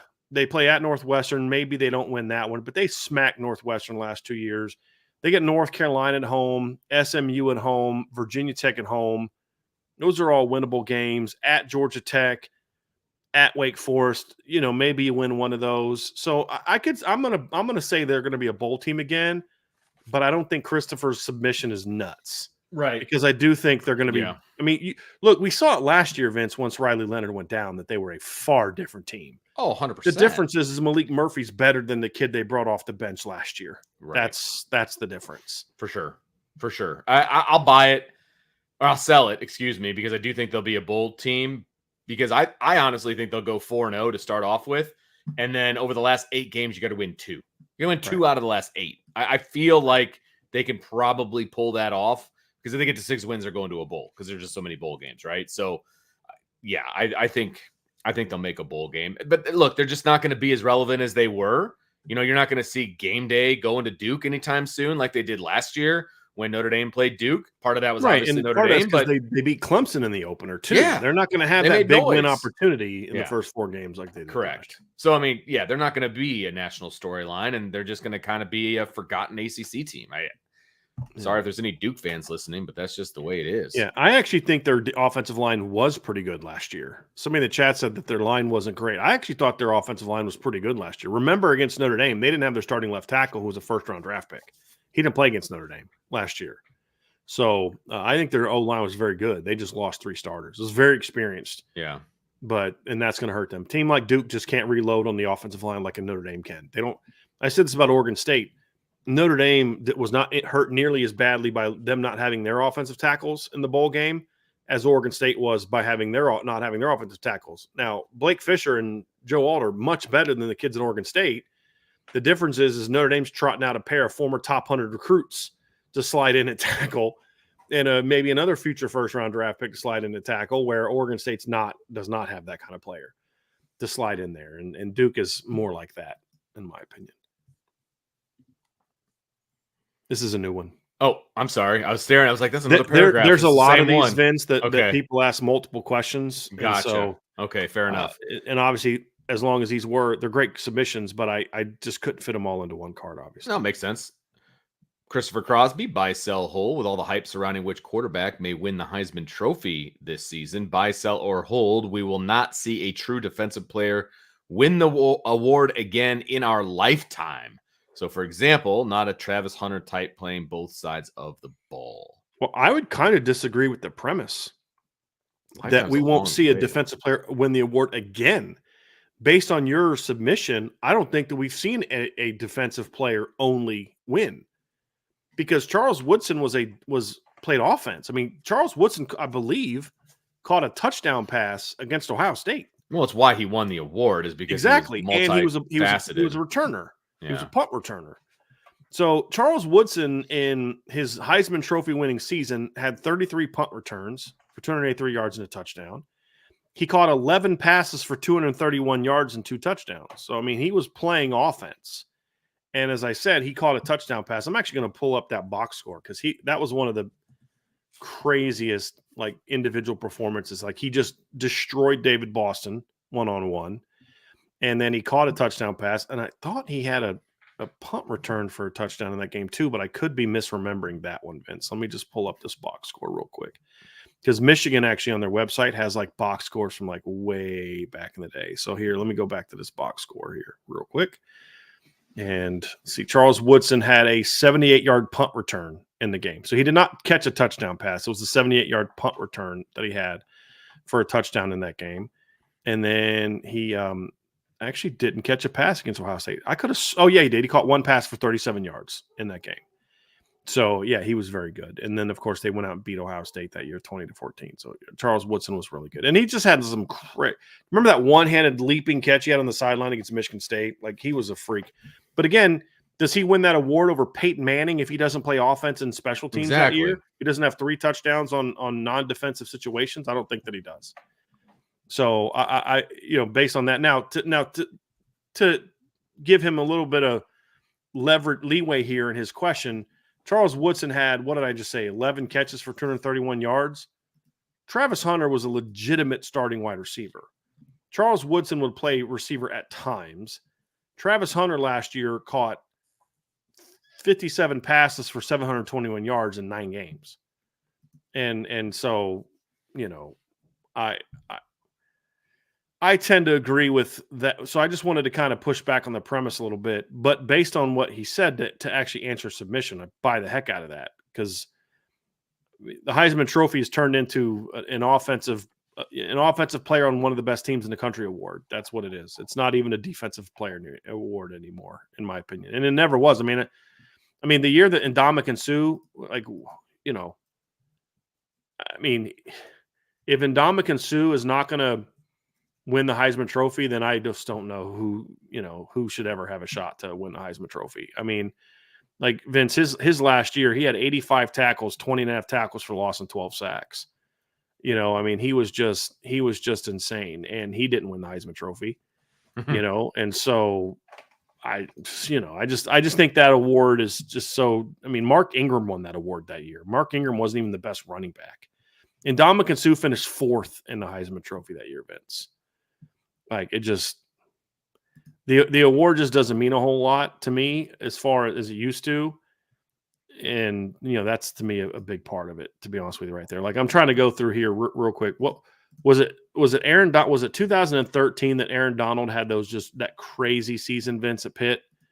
He was probably best player in college football. Yeah, he had 28.5 tackles for loss and 11 sacks in 2013. Do you know where he finished in the top 10 in Heisman Trophy bidding, Vince? 8. Nowhere. Oh, dang it. Nowhere. He wasn't even in the top 10. It was very much a trick question. I'm going to trick like that. The entire top 10 was 7 quarterbacks and 3 running backs. You're telling me the 10 best players in college football that year were all quarterbacks and running backs? It's not a trophy for the best player in college football. It's not. It's an 100%. Offensive award, and that's basically it. Agreed. It's an offensive skill player award, because if it was an offensive award, then, you know, Quentin Nelson might have got some voting for that in 2017. Right. And he didn't get any votes for that. Right. So, yeah. Buy that. And buy, sell, hold from Ann Arbor Peaked in High School. Great name. While the season opener is a little over a month out, it is already time to start thinking about the menu. Buy one, sell one, hold one. Brisket sliders, baby back ribs, wings. All right, so I'm selling baby back ribs because I just don't get ribs as a tailgate food. That's just me. Just because of the sloppiness of it? The sloppiness, and I kind of like ribs fresh. Okay. You know, and it's kind of harder to have fresh meat. Like making your ribs out there in the parking lot would be and then how long have they been sitting there? You know, brisket sliders, I'm buying. Those ones I'm definitely buying. I'm probably holding on wings. Just depends on how saucy they are. Yeah. Like, if you give me a nice dry rub wing at a tailgate, I'm crushing some dry rub wings on the tailgate. Agreed. If you're giving me stuff that's like got sauce on it and stuff like that, I don't know that I'm going to make that much of a mess. It's a pass. Yeah. I don't want to make the mess. There's just not enough napkins in the world. You know what I mean? And there's nowhere to wash your hands and all that kind of stuff. And now, what? Go ahead, Vince. Home party? Yes, that was going to be my counter. Yeah. So home party, to be honest with you, I'm kind of in the same boat, because first of all, I'm never going to have a spread like this at my own house. So that means I'm at somebody else's house watching the game. Okay? Why? It's just never going to happen. You can't cook? No, we just don't have people over. Gotcha. So basically, we're talking. Okay, let's try this, Vince. Okay. First game of the year. Neither of us are traveling to it. Okay. I'm sending someone else. We're doing this at my house. No kids. Oh my. Okay, so how does that help? Yeah, right, no, it does. Now, what's your thing? Ribs are still third for me, so ribs are still the hold. I mean, still the sell. And I would still go with the same order. I don't like getting all sloppy when I'm eating. And I know that that's crazy to some people. I would love a dry rub wing. I think I would dominate. Well, that's what I would probably make. I would dominate that for sure. And if you're making it, I would put that in the buy, and I would hold the brisket sliders. Although a good brisket slider would be really, really good. Are you a long cooker kind of guy, like brisket, ribs, like that kind of stuff? Is that I mean, I can, I have, but I'm not. It's not something I yeah? love to do. I To be honest with you. trust your wing making abilities, and so I would put that in the Yeah. buy category. FYI, I'm making smash burgers tonight. I thought you did those last I night. was going to do them last night, but Angela had to. She was busy, so I'm doing them tonight. Making smash burgers, and I'm making her. I'm making corn on the cob, and then I'm also making her sweet potato fries, homemade sweet potato fries. So just making me jealous 2 days in a row now. Right. Thanks, buddy. I'm gonna have extra burgers, and she's going out of town tomorrow. So if you want to party at my house, don't say it if you don't mean it. I wouldn't. Okay, buy, sell, hold. A Texas Sam, buy one, hold one, sell one in their current situation. Jonathan Smith, Michigan State. Matt Rule, Sharon Moore. Now, buy, sell, hold those same guys if Notre Dame had to hire one of them to be the head coach. Man, I don't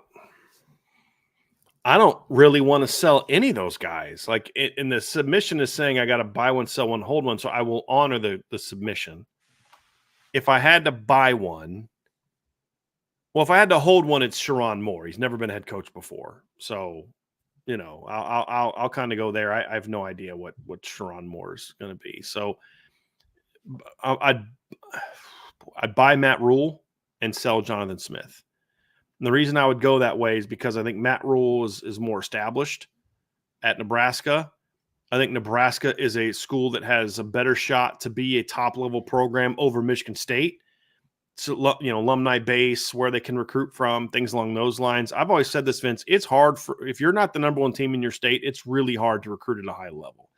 And the only two places where that really happens is in Texas and Florida because they're such big states. Michigan's not that big of a state. And so I'd probably go there. Now, the second, well, what would yours be for that part of the question, Vince, before we move on to the next part? I think Jonathan Smith can find a way to be Michigan State successful. Mm-hmm. And if he wants to stick around, I think he could stick around. I think Nebraska fans, if Matt Rule doesn't put himself in the top quarter to third of the Big Ten on a regular basis, I think they'll get sick of him and they'll move on. And so for that reason, I would buy Jonathan Smith. I would hold on Matt Rule, and I will sell Sharon Moore. So I'm just not sold on Sharon Moore. I know he's never been a head coach before, but I'm not willing to hold on him because there's just too many question marks. Something about him rubs me the wrong way, and it's not the fact that he has the Block M on his hat. It's just the crime. You know what it is for me?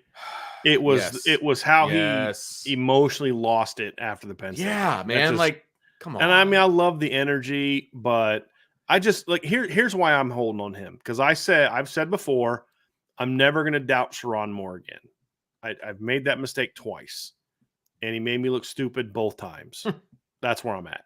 That's really what it boils down to for me. Okay. Now, second part. Buy, sell, hold. Those same guys if Notre Dame had to hire one of them to be the head coach. Now I'm easily selling Sharon Moore because there's no way I'm going to hire him without experience here.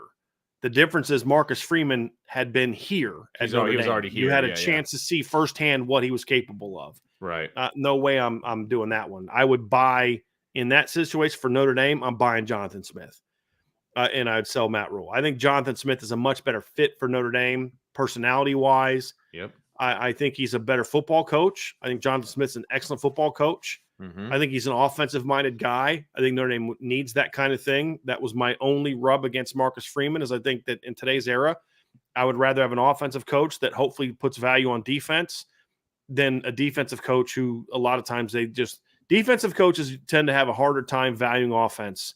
Yeah, the way that some offensive coaches value defense. We've seen Marcus Freeman have kind of some issues in that department as a head coach, and so I get what you're saying on that one. I agree with you in the order that you went. I like Jonathan Smith. I like what he did at Oregon State. I like what I think he's going to do at Michigan State. And again, like I said, I think he can carve out a niche there. But as a Notre Dame fit, Matt Rule is not a Notre Dame fit, in my opinion. So, and The next time Matt Rule's been at a place for a long time will be the first time Matt Rule's been at a place for a long time. Good point. He just, it's a good point. Like somebody said, he's a proven winner. I was like, well, kinda.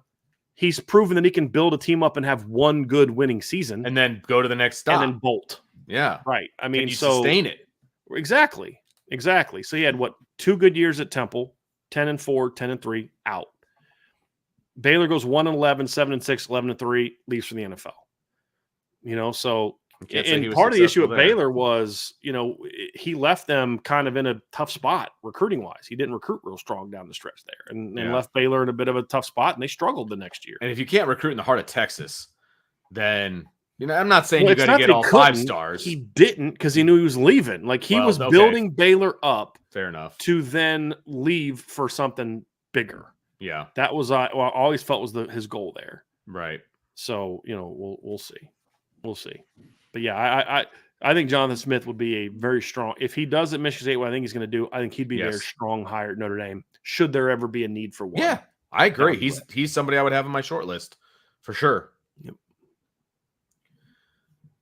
Double bogey, buy, sell, hold. Either Cam Williams or Micah Gilbert will be Notre Dame's next 1,000-yard receiver. And he has in parentheses, not this season, which I agree with. I'm glad he kind of put that in there. But the next 1,000-yard receiver. Sell. I think the next, and this isn't just to make Salty happy, but I think the next 1,000-yard receiver is a better chance that it's going to be Jaden Greathouse than either one of those guys. And that could be this year, depending on how. I don't think this is a crazy submission. I could see it being one of them. Yeah, but I could too. I think their 1,000-yard season comes in 26. I think Jaden's maybe comes next year. Yeah, I don't think it'll come this year. I think there's too many guys to spread the ball around to this year, and a lot of those guys leave after this year. And so I think Jaden Greathouse steps into the forefront at that point as well. So that's a sell for me. Double bogey with another buy, sell, hold. Don Schuler is the breakout star for the defense this season, not because other players aren't stepping up, but because he really explodes and steps up. I could buy that. I mean, I think if he's a breakout star, it's only because of that. Because I don't think Rod Hurd's going to be bad. I think Rod Hurd's at least going to be solid. At the very least, is going to be solid. So if Adon is a breakout star, I could certainly see that. I'm selling him as a breakout star. I think Adon could have a breakout season in that he goes from not playing at all to being a really good, solid, part of that receiver rotation or safety rotation. He's a number 3 guy, finishes with 30+ tackles. That's a breakout for me for Adon. He didn't play last year. But a star, I don't think he's going to be a star. Not this year. I'm selling that. I don't think he's going to get the playing time to be a star. And I realize if he plays exceptionally well, he'll carve out more playing time, I guess. But I don't know that he's going to get the opportunity to be a star. So that's why I'll sell it. I think he's going to play very, very well. And I think the fact that he was able to run with the ones during spring is going to help him tremendously going into this season for sure. But I don't buy him as a sell this year. But it's going to pay huge dividends for next year when he's going to be expected to step into the starting lineup. Buy, sell, hold. The first touchdown of the season is a go route to Chris Mitchell. Sell, because I don't think it'll be that, but I'd be very happy about that. It'd be great if that was the case, and I hope it's on the first couple of plays. I hope Notre Dame receives the ball, then just scores and just shuts that crowd up immediately. That would be fantastic, but I'll sell it because I never, ever bet on touchdown scorers or first to score or any of that kind of stuff because it never happens. It's always somebody you don't expect. So sell for me. Shake down the thunder, buy, sell, hold. Riley Leonard will set career bests in completion percentage, yards, and passing touchdowns this season. Easy buy. Definitely the completion percentage. I think touchdowns. He's going to throw more than 20 touchdowns. Yes, I agree with that too. Yeah. And yards as well. I think he's going to show people he's got it. Yeah, so that's a buy all the way around. I like that. Bayside Tigers 6, buy, sell, hold. Outside of starters, Notre Dame has the best pool of players to be on special teams in 30 years. Yeah, buy. I'll say the 2018 team was pretty good. I had a friend of mine who coached against that team, and he was like, dude, it was ridiculous trying to play against those special teams because they just had a bunch of 225, 230-pound kids that could run 4.5s. You know, like Bo Bowers and all those guys. You know what I mean? And they got a better group this time around. Yeah, I agree. Look, we've been talking consistently about the roster and the depth. And if you've got depth, those depth guys are going to be the guys span special teams. And if that's the case, buy. Huge buy. Irish Fan Mini.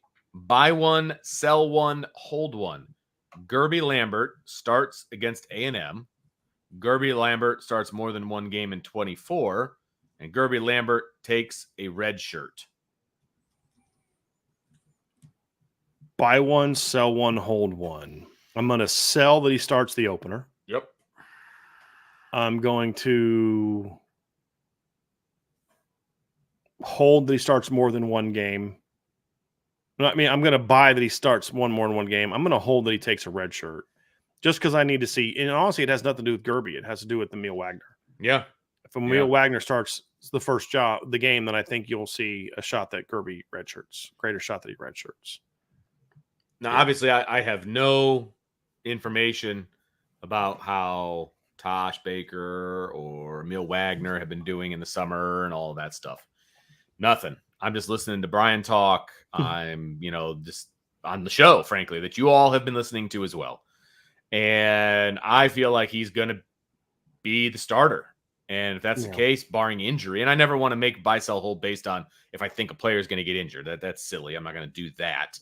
And so I'll sell the fact that he starts at A&M. I'll buy the fact that he gets a red shirt, and I'll sell the fact that he starts more than one game. The funny part is he could start more than one game and still red shirt.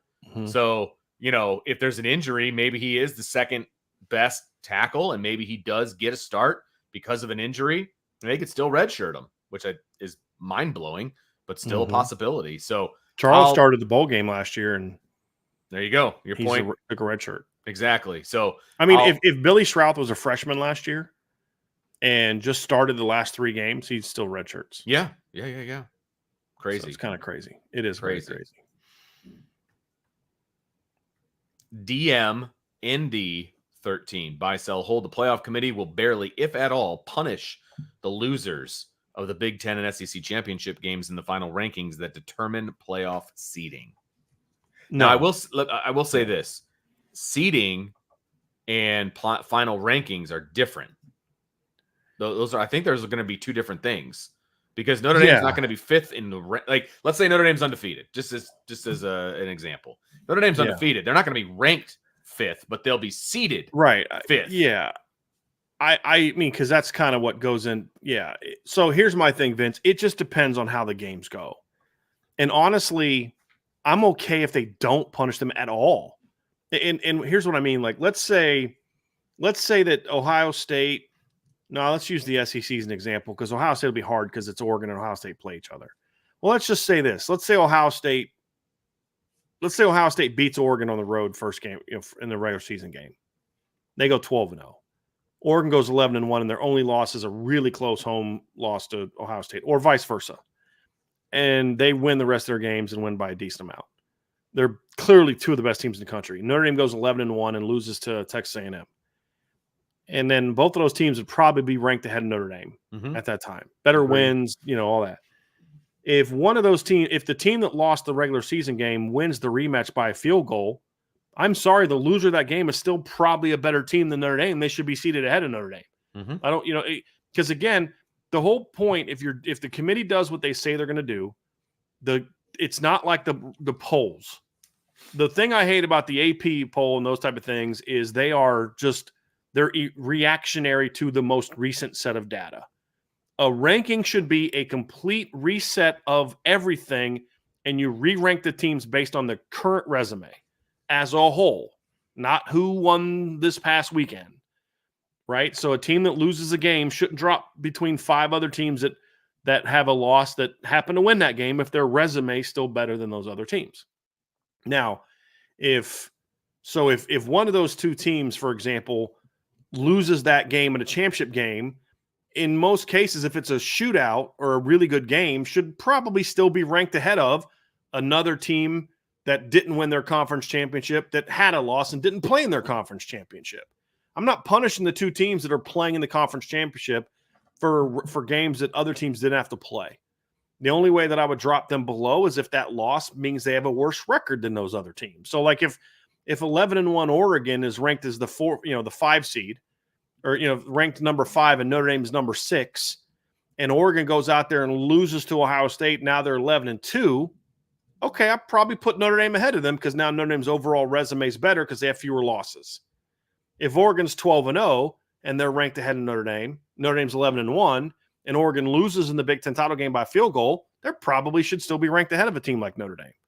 That's kind of how I look at it, Vince. So I will buy that if it's a competitive game. That's how I view it. If it's a competitive game where, boy, that could have gone. Perfect example, the 2012 title game between Georgia and Alabama. Like literally Georgia has a ball knocked down inside the 10 away from tying that game or winning that game, actually. It was a great game. Back and forth, two great teams. I wouldn't have punished Georgia going into the play. I wouldn't have – whatever they were seeded before the game, I probably would have seeded them the same afterwards unless I would have flipped Bama over them. Let's just say hypothetically Bama was behind them. So, yeah. That's how I feel about that one. Because this question wasn't about Notre Dame, right? So I just want to be clear. I use Notre Dame as an example. He wasn't saying – that it's like he wasn't taking this as like some anti-Notre Dame type of question. I just use Notre Dame as an example. I don't think the Big Ten and SEC losers will be punished as much. Like I think the ACC loser will take more of a hit than the Big Ten or SEC loser. That's what I think. I am Tenzin. Buy, sell, hold one of each. Drake Bowen will have 100+ tackles. 2 defenders will have more than 80 tackles. One of the defensive linemen will have 10+ tackles for loss. Well, I'm buying the heck out of the one lineman will have 10+ tackles for loss. I mean, that's been true almost every year for at least the last 3 years. So that means you got to sell one of the other ones. Right, which is I'm selling Drake Bowen when making 100 tackles. I'm definitely selling that one. And the reason let me just real quick. So the last time Notre Dame had a defensive lineman that had less than 10 tackles for loss or more, it was 2020. Because they had 2 linebackers that had a lot. But Notre Dame just doesn't – there's a couple reasons why I don't think Drake Bowen's going to be a 100-tackle guy. Number one, Notre Dame hasn't had a 100-tackle guy since J.D. Bertrand in 2021 as a will, because the will tends to get a lot of tackles in certain types of defenses. I think you're going to see a rotation at linebacker. Even if Drake is the guy, you're still going to see 25% of the time somebody else, where we didn't see that at JD. And I also think that they're going to blow a lot of teams out. There's a lot of teams that they're going to blow out on the schedule this year. So I don't see him getting 100 tackles. I don't. So that was an easy one. 2 defenders will have more than 80 tackles. Let's see when the last time that happened at Notre Dame. So last year, no one got to 80. The year before that, the number 2 was 58. The year before that, the high was number 55. The year before that, the high period was 63. The year before that, so it's 2019, 2 guys got to 80. Jeremiah Owusu-Koramoah and Drew White. I'm going to say that's the one I'm selling for a couple reasons. One, the blowout thing again and the rotation thing again. Because, again, we're talking 12+1, right, Vince? We're not talking they play 15, No, 16 you can't games. do that. I'm gonna sell that one. I'm going to hold that one because I just don't know if those guys are going to get enough opportunities to have that. And we just haven't seen it happen in Notre Dame since 2019 because they're going to play more guys, going to be blowouts. And also the defensive line makes a lot more tackles on this defense than the previous ones. That factors into it as well. Yeah. And Howard Cross had 66 tackles last year as a defensive lineman. He was the number 2 leading tackler on the team last year. So it's just that's how it goes. Do you disagree with any of that, Vince? Would you do it differently? No, I like the way you kind of walked us through it, and I think that's fantastic. I think it's kind of a 6 of one, half a dozen of another. Whether you sell or hold the 100 tackles versus the 2 with 80, you know what I mean? Because I don't think either one of them is probably going to happen. So it's like, okay, well, which one are you selling? Which one are you holding? I could go either way and come up with a pretty good argument for either one. So it doesn't really matter which one, to be perfectly honest with you. Hesburgh Mafia. That sounds like a gang I want to be a part of. Buy, sell, hold. Notre Dame has 2 fourth-quarter comebacks this year. Okay, there you buy go. that. Buy, sell, hold. Yep. Fourth quarter comebacks. That means Look, they're I going don't to care be how good you trailing. are. There's times you're going to be trailing in the fourth. I mean, there's times you're going to have to come back. I'll Going to be buy trailing that. in the fourth quarter. I think they're going to win most of their games, and so yeah, I'll buy it. That's fair. That's fair. You know, I'm trying to think. You know, you go to the 2018 team. They didn't have. They had what? Let's see here. Pitt was a fourth quarter comeback. USC was a second half comeback. I don't know if it wasn't a fourth quarter comeback, but it was a second half comeback. Syracuse was a blowout. Florida State was a blowout. Northwestern, they had a lead. Or they won that one. Navy, Virginia Tech. The only other one that I can think of was maybe Vanderbilt, but they had to lead that one too. So I don't think they trailed a whole lot that year. But I think this year's schedule is better than that. So I'm going to say, I'll buy that. Yeah, why not? I actually think it's a good thing if that happens, because I think you want to be a little bit battle tested. Sure. Yeah. Something that you can go back to. Yeah. Or, Yep. you know, like go back to the well, like, hey, you guys have been here before. Yeah. You know, that kind of a thing. Yeah. Yeah. Notre Dame never trailed against Vanderbilt either. So, yeah. Buy, sell, hold. Notre Dame has two or more nationally recognized award winners. Now, I want to ask this question about the question, Brian. Does All-America count? That's a nationally recognized award. No, because I don't think it's an award. I think it's a team. It's an honor, but it's not an award. Okay. You get an award, usually like a plaque, but it's not an award. So it would be one of the individual positions. So the two or more.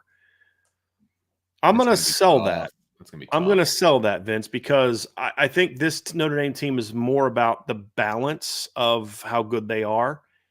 You know, could it happen? Sure. I could see a scenario where Mitchell Evans wins the John Mackey Award. I could see a scenario where then Howard Cross or Xavier Watts wins an award on defense. Certainly. But Notre Dame, Notre Dame fans love to complain about like media bias and stuff like that, which I think is nuts in most instances. Not nuts, misguided in most instances. Yeah. This is one where they're flat out 100% is a bias against Notre Dame. 100%. 100%. Like the fact that Quentin Nelson did not win a single individual award at Notre Dame. Craziness. Not one.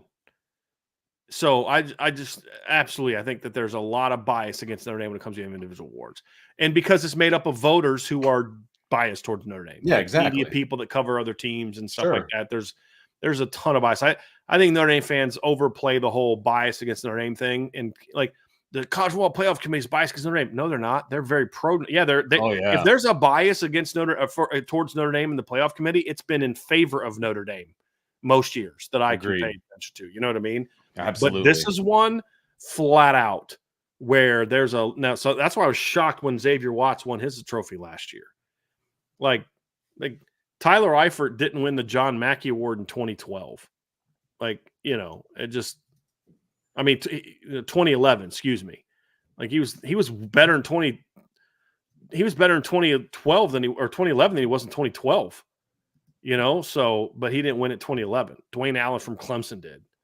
It's like he was, you know, the only reason he won it the next year is because Notre Dame was 12-0.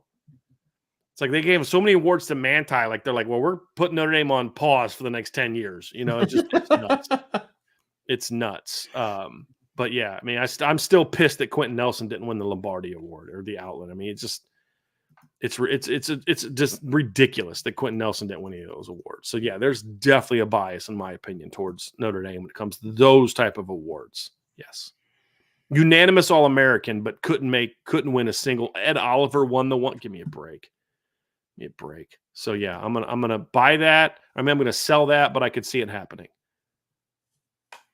Jay Fish, buy, sell, hold. Special teams will have a bigger impact for Notre Dame in 24 than 22 under Mason. That's a huge sell. So I don't know how you can have. That's no shot at Marty Biaggi at all. No, but that was just those are the kind of years that special year, man. Often, yeah. Like that was a special year with all the blocks and everything that they did. I just don't see it. I don't see any special team season being as good as that one season was, to be perfectly honest with you. They did things that just aren't done, you know, on a consistent basis. Like everybody knew that Notre Dame was really good at blocking kicks, and yet they continued to block kicks. Like, right now, where it could be is it. like, maybe Notre Dame this year is better at punting than that year, or better at field goals and better returns. Maybe something like that. But like, there's game-changing blocks that season, man. Like, yeah, there's literally, I mean, you think about events like obviously Clemson. Yeah, that's the one that comes to mind, right? Right. I mean but it's not the only one. I mean, the Navy one turned out to be pretty huge when they blocked that kick against Syracuse. Remember, they blocked the punt and recovered at the 1 yard line against Syracuse, and that really helped break that game open. So they were just a team, Vince, that just, I mean, it just was uncanny how good they were at blocking kicks that year. I mean, it just, and like you said, they were game-changing plays. They really were. They were game-changing plays, and and then even then, it wasn't just that. Like you think about the bowl game against South Carolina, and your special teams gives up that one touchdown, which I think was more about the defense than it was special teams. Well, then the special teams comes back later in the game, and they do that shovel pass to Braden Lindsey for a big play, right? I mean, so there were times when the special teams made an impact in other ways as well, not just just the defense. So I think the return game could stand to get better than it was in 21 or 22. That's one area where I could see if we are wrong about this, it's because of the return game is a lot more explosive and dynamic. That's where it would be. Buy, sell, hold. Riley Mills leads the team in tackles for loss. That's a hope buy for me. A hope buy? A hope buy. It's a hope buy. I like it. Because I think if Riley Mills leads his team in tackles for loss, and I'm taking this up because it could be he does and he has 6.5 and the defense isn't that good. Oh, yeah. I'm taking it as I already bought that someone's going to have 10 plus tackles for loss. I just feel Riley's on the verge of a breakout, and I feel like him breaking out has such a huge impact on every other defensive line position. Sure. Because if Riley figures it out, he's the kind of guy that forces you to double team him. Like, and just he could have a huge impact. He's just got to put it all together, and he hasn't done that yet, but the tools are certainly there. Buy, sell, hold. The Golden Dome is the coolest landmark on campus. Coolest? It depends on your definition of coolest. It's not my favorite landmark on campus, although it's probably the most iconic. I mean, what is your favorite? The Grotto. The Grotto. I love going to the Grotto. Yeah. I don't think that's cool, though. I think that's the thing. It's like, I mean, I've gone over there. I'm not Catholic, but I've gone over there and prayed. I mean, look, the coolest it's landmark. Catholic only prayer thing. You know what I mean? Right. So, one of the coolest landmarks on campus is the indoor football facility. Yeah. If you're talking about, I don't know if I'd count that as a landmark per se. I mean, I think Touchdown Jesus, the mural on the side of the library, is actually pretty cool. I think that's pretty cool. Like, I'm trying to think about, like, my first time on campus, what was the thing that stood out the most? It was the dome. Sure. I mean, that's when I think about cool. Like, it's like, what's the thing that when you first were on campus, like, oh my gosh, I'm at Notre Dame, I saw that. It's probably the dome. I get it that. Used to be the stadium, but I don't think the stadium's like kind of, wow, it's impressive. It's an impressive figure. Like, it's impressive massive building. Yeah. And the way that they were able to design buildings on it, like, it's like, that's impressive. Yeah, the way they were able to expand on the original and all that. They didn't just rebuild. I will say this. I think the stadium looks way cooler on the inside than it used to. It just doesn't look as cool on the outside as it used to. That's fair. That's fair. Because it doesn't look like a stadium as much anymore. It looks like a big building with a football stadium inside of it. you know what I mean? But on the inside, the stadium looks way better now. Which was kind of the point, to be honest with you. I mean, that's what they were trying to do, is they were trying to make it a multi-purpose building. Yep. And they did. And they did. It looks much. I love how I actually really like the stadium on the inside now. I really do. Yes, agreed. Yep. So it's a good one. So I'm going to buy the Golden Dome, by the way, just because I think when I think about the first time I was on campus, that was the thing that stood out the most to me. Was that fair? O&D 15, buy, sell, hold. Will Howard is not the starter by season's end for Ohio State, and it's not due to injury. I'm gonna buy that, Vince, but I don't feel great about it. It's all gonna come down to the Oregon game. If they go on the road and beat Oregon, you can't bench them. You really can't. I mean, you can't bench a guy that's that won you that game. Yeah. You can't. You really can't. And they'd have to go lose another game.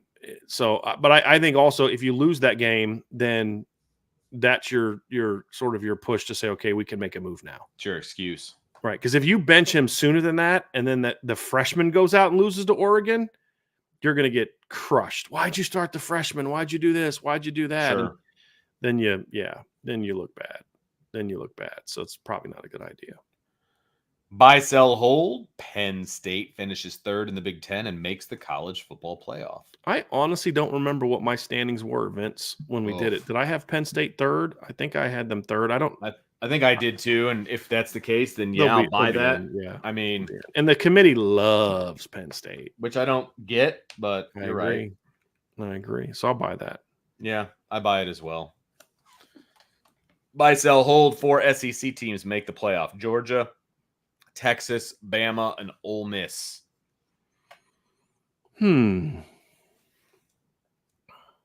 going to hope sell this one, Vince. How about that? I love your hope answers. They're kind of cracking me up right I don't now. want 4 teams from the SEC to make the college football playoff, but they probably will. So I'm going to hope sell this one. And if you were to tell me which 3 would make it, the first 3 would be the ones that I think would make it. Yeah. I think Ole Miss is a very talented roster, but they just got to show me something this year, Vince. Their schedule's set up nicely for them to get in. I just need to see them prove it. I could see LSU making a kind of a crazy run at a playoff spot. I could see, A&M, if they beat Notre Dame in the opener, might have a shot. A lot of people on the Missouri hype train. I just think the SEC is going to kind of beat itself up a little bit this year. I really do. And I don't know if those teams after 2 and 3 are good enough to really have less than 3 losses. Right. Look, it's a math thing for me. Basically, if you assume that the Big Ten and the SEC are going to get 3 teams each, okay, that's 6 spots. Then you got the 2 other conference champions, the ACC and the Big 12. That's 8. Then Hold on a second. So 3 SEC and 3 Big Ten is what you started off with, right? Correct. So that's 6. Okay. And then you've got the 2 other conference champs. Okay. That's 8. Then you've got the group of 5. That's 9. And then I'm going to say you got Notre Dame. That's 10. Right. So you're saying the last 2 spots, that's what you've got left. Is it going to be the second place ACC team or the second place Big 12 team, or is it going to be a 4th Big 10 or a 4th SEC? You know what I'm saying? That's why I don't think the Big 10 and SEC. That's a great point, Vince. That's why I don't think the Big 10 and SEC both get 4, because the math you just laid out. Let's skim 3, okay? So I think they'll get. I think they'll both 7. Get 3. You got the ACC champ, Big 12 champ, Group of 5 champ. I do think a second SEC, ACC, or Big 12 team is going to get in. And right now, I think there's a question about it. I actually have 2 ACC teams getting in right now. Clemson and I could be wrong on that, but I do. Because part of it is, I'll wait till we get to that part of the show to talk about why. And then it's like, okay, does a 4th SEC team get in, or does the 4th Big 10 team get in? And I think that the way that the Big 10, I think if I had to bet between the 2 right now, I'd probably go SEC right now. So if I like I said, I hope sold it, but if I had to practically say, I'd probably buy that it would be that. Fair enough. Because you'd have to, I don't think the Big 10's great after the top 2, and then you could go top 3, Penn State. Well, who's that for? Is it USC? Is it Washington? Is it Michigan? Yeah. Who's that 4th Big 10 team going to be? Fair. So then you'd have to get into, okay, for there not to be a 4th SEC, then Notre Dame doesn't make it, or you'd have to have two each from the Big 12 and the ACC. And I don't think that's going to happen either. I'm not saying it shouldn't. I'm just saying I don't think it will. If Notre Dame doesn't make the playoff, then this is an absolute buy. They'll both have 4. Yeah. Agree. Yeah. Agree. Clear screen 25, buy, sell, hold. The Notre Dame scoreboard operator will develop carpal tunnel syndrome by season's end, trying to keep up with Notre Dame's scoring. Buy. They're going to put a lot of points on the board. No, you know what? I'm going to sell that because I don't want to wish physical injury on the scoreboard operator. But I think it'll be a risk. Yeah, it'll be a risky proposition for him. It's funny. I like the question, though. Yeah, I love it. That's a great way to ask if they're going to score a lot of points. Yeah, I do love it. That's a really fun way of doing it differently. Yes. Yes, absolutely. I think the guy who does the video board part of the scoreboard is going to get carpal tunnel from having to replay all the amazing offensive plays that take place. So there you go. JGY Town, buy, sell, hold. In the next 2 drafts, Notre Dame will have blank picked in the first round. And the options are 0 players, 3 players, or 5 players in the next 2 drafts. I'm buying the 3. First round. I'm selling 0, and I'll hold on 5. Yeah, I'm definitely selling. I'm definitely selling 0. So the next 2 drafts, I think really Riley Leonard is the only guy to me that I think has a shot this year. Yeah. No, I'm sorry. Benjamin Morrison. Benjamin Morrison's one because he's a corner. I think Riley Leonard's the only other guy with a shot to make it this year. I don't think Xavier Watts or and I hope I'm wrong. I don't think which is Watts unfortunate, but you're right. And then you look into next year. You'll have maybe one of the offensive linemen. Maybe a Billy Schrouth, although I don't think he's a first round pick until maybe 5th year seniors territory, if at all. Because, again, to be a guard in a first-round pick, you've got to be really freaking good. Like the guy who didn't get any individual awards? Yeah, but, I mean, he was top 10. But like, just the way that the draft is, like, sure. Trying to think. So you got Watts, you got Morrison, you've got Riley Leonard. Riley Leonard is a potential. Again, Jeremiah Love, I don't see that just because of the way running back is treated. I don't see any tight ends. I don't see any receivers.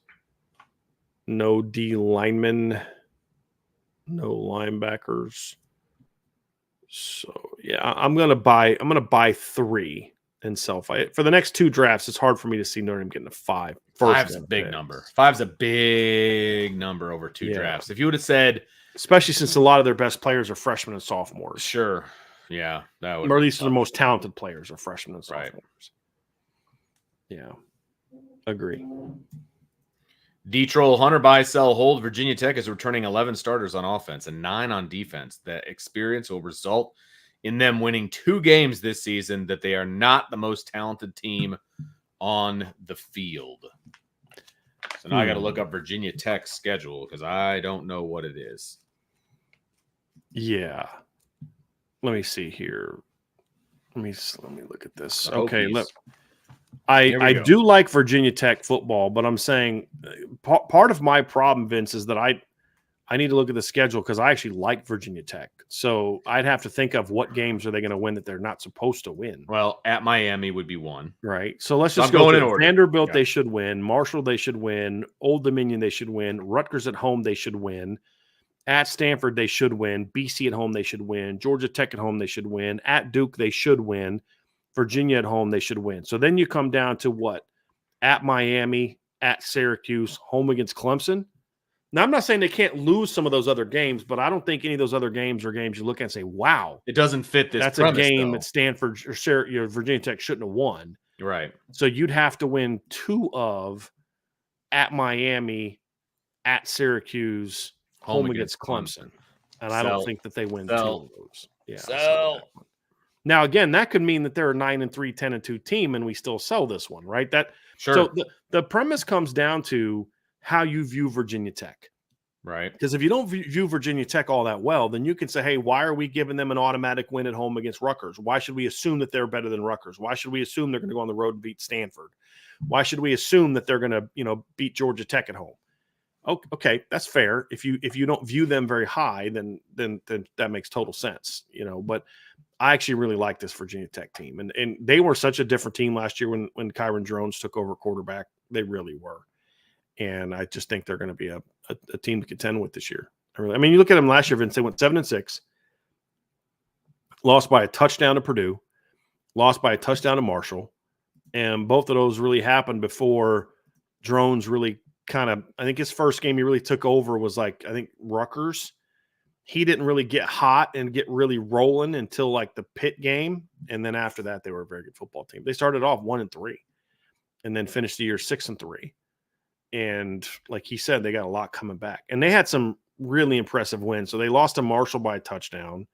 They lost to NC State at home by a touchdown. But then they blew out Pitt, blew out Wake, blew out Syracuse, blew out BC, blew out Virginia, blew out Tulane in a bowl game, blew out Old Dominion. Now, they got smacked by Rutgers pretty good, and they got smacked by Louisville and Florida State pretty good.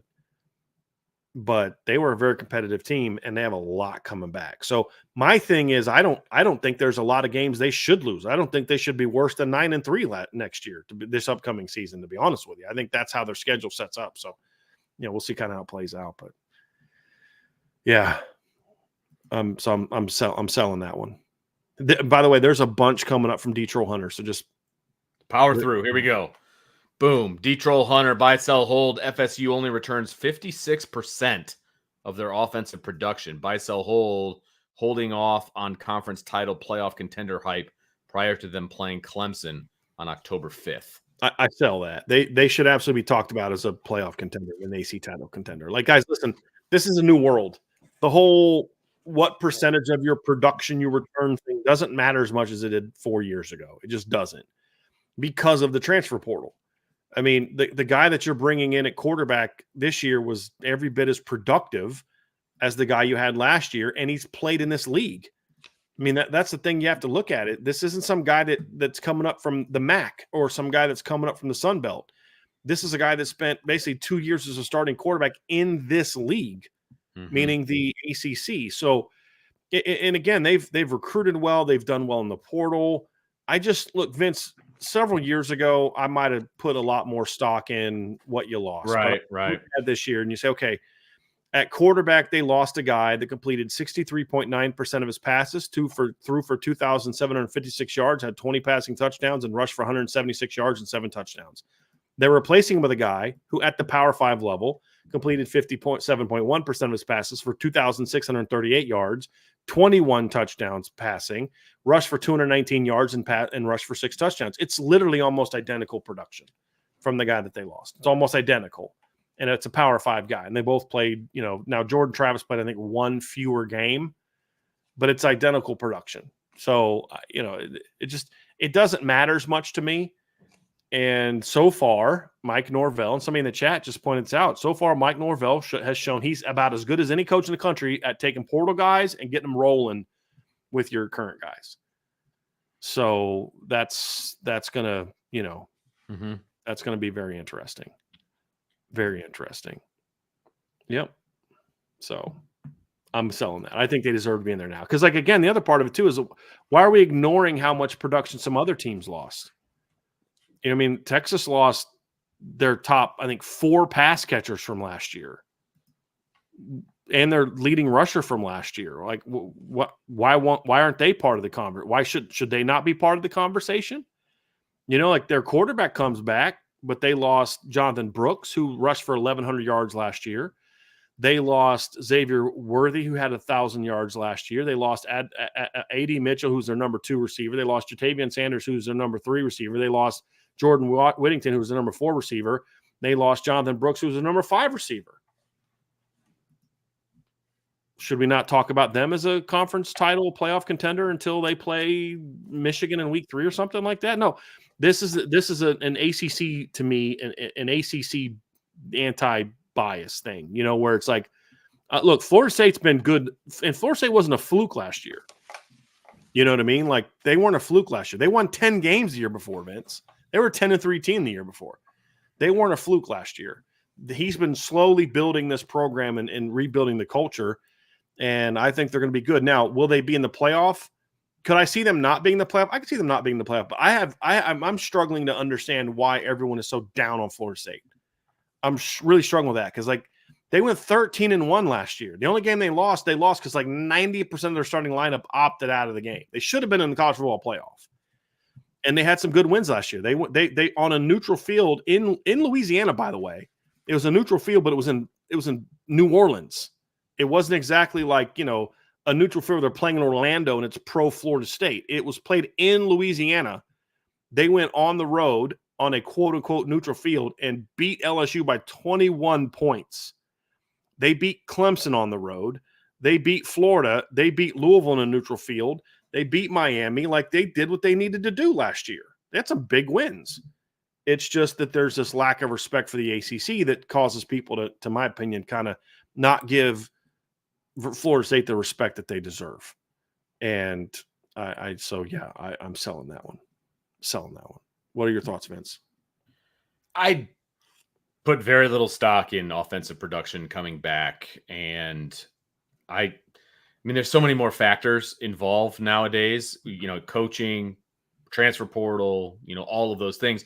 And the part of the question where it says you're not allowed to talk about them until Clemson October 5th. I mean, yeah, they should be favored to win all of their games up until Clemson, but we don't start talking about teams and their championship potential prior, we don't wait until they play a big game. You know what I mean? Like that's silly. I'm not, it's not nothing against you, D-Troll. It's just, of course you're going to talk about teams preseason. You're going to talk about teams in the first 4 games. They play a couple good teams before that. We're going to learn a lot about them when they play Georgia Tech. We're going to learn a lot about them when they host Memphis. We're going to learn a lot about them when they play at SMU. We are. Now, should they win all those games? Of course they should win those games. But Georgia Tech's a team that's a dangerous team. Memphis last year went 10-3, beat Iowa State in a bowl game, almost beat Missouri. And then you look like Memphis last year, who returns a lot of their production from last year, including their quarterback. They lost by 7 points to Missouri, who won 11 games. They lost by 10 points to Tulane, who I think won the league last year. And then they lost to SMU by 4 points, who was a 10-plus win team last year, and then beat Iowa State, like I said, in the bowl game. And then SMU this season, again, should be a good battle. Should they win that game? Of course they should win that game. But that's a team that won 11-3 last year. If Florida State goes out there and handles business up to that point in time, then we should be talking about them beforehand. Now, D-Troll Hunter said that he has them losing to Georgia Tech. That's fine. Okay. But here's the thing, though. To your point, if they beat Georgia Tech, then shouldn't we be talking about them? Yeah, if you think they're going to lose that game, then we should be talking about them, right? Bingo. So I love his comment. I put a whole $5 on it. It's fantastic. He bets like me. I love that guy. I love Detroit. I love that. That's like my max bet. Usually it's like $5. Vince gets nervous about that too, man. Ooh, you're not kidding. Buy, sell, hold. Mac Brown being coach at UNC in 2025. I'm sell that. I think this is last year. I think this is it. Why I hope do you I'm think wrong. that? I think this is last year. I don't know. He just doesn't seem to have that same fire, for coaching, and they just haven't recruited the way that he should be, and they just haven't been. I mean, they weren't even a great team with Drake Brown or Drake May. And I think they're really going to struggle without Drake May. They got some talent coming back. That's fair. I don't think he's made great hires. Mac should have and I love Mac Brown. This is going to sound super disrespectful, but I don't mean it to be. He probably should have stayed retired. He'd been out, and I get why he came back in, but he'd been out of the game for a long time.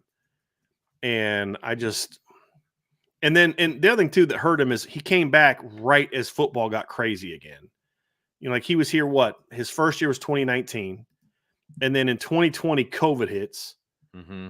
And then, 2021 was a little bit nutty. And then all of a sudden the world goes crazy with NIL and the open portal and all. I mean, it just, unfortunately for him, a 70-year-old just isn't going to thrive in that world who had been retired for 6 or 7 years. Right. Just, it's just not going to. It's a completely. By the way, I want to make a correction.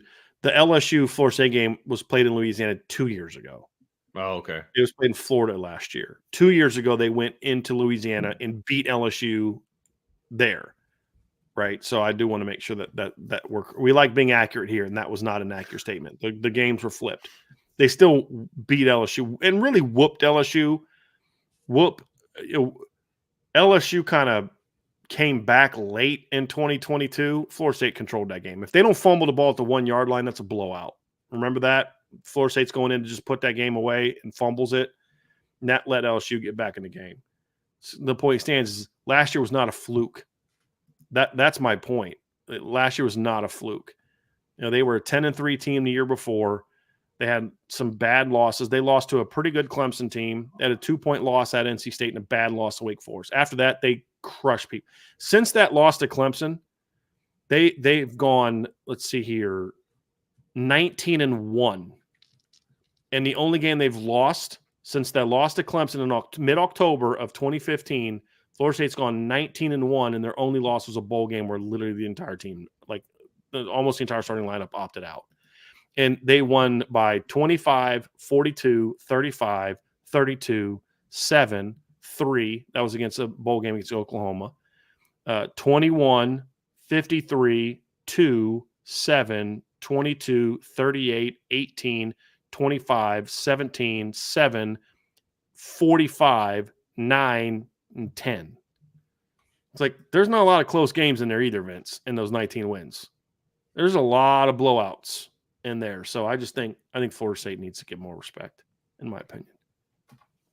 Buy, sell, hold. West Virginia playing spoiler and beating Penn State week 1, and then not making the Big 12 conference title, hurting the Big 10's playoff resume. I think West Virginia is a 3-4 loss team. Well, I agree with the last part. Vince, you and I talked about this when we did our Big 10 schedule. I said, don't sleep on that West Virginia-Penn State game. Right. Because Penn State, it's at West Virginia this year, I believe. Correct? Isn't this year it's at West Virginia?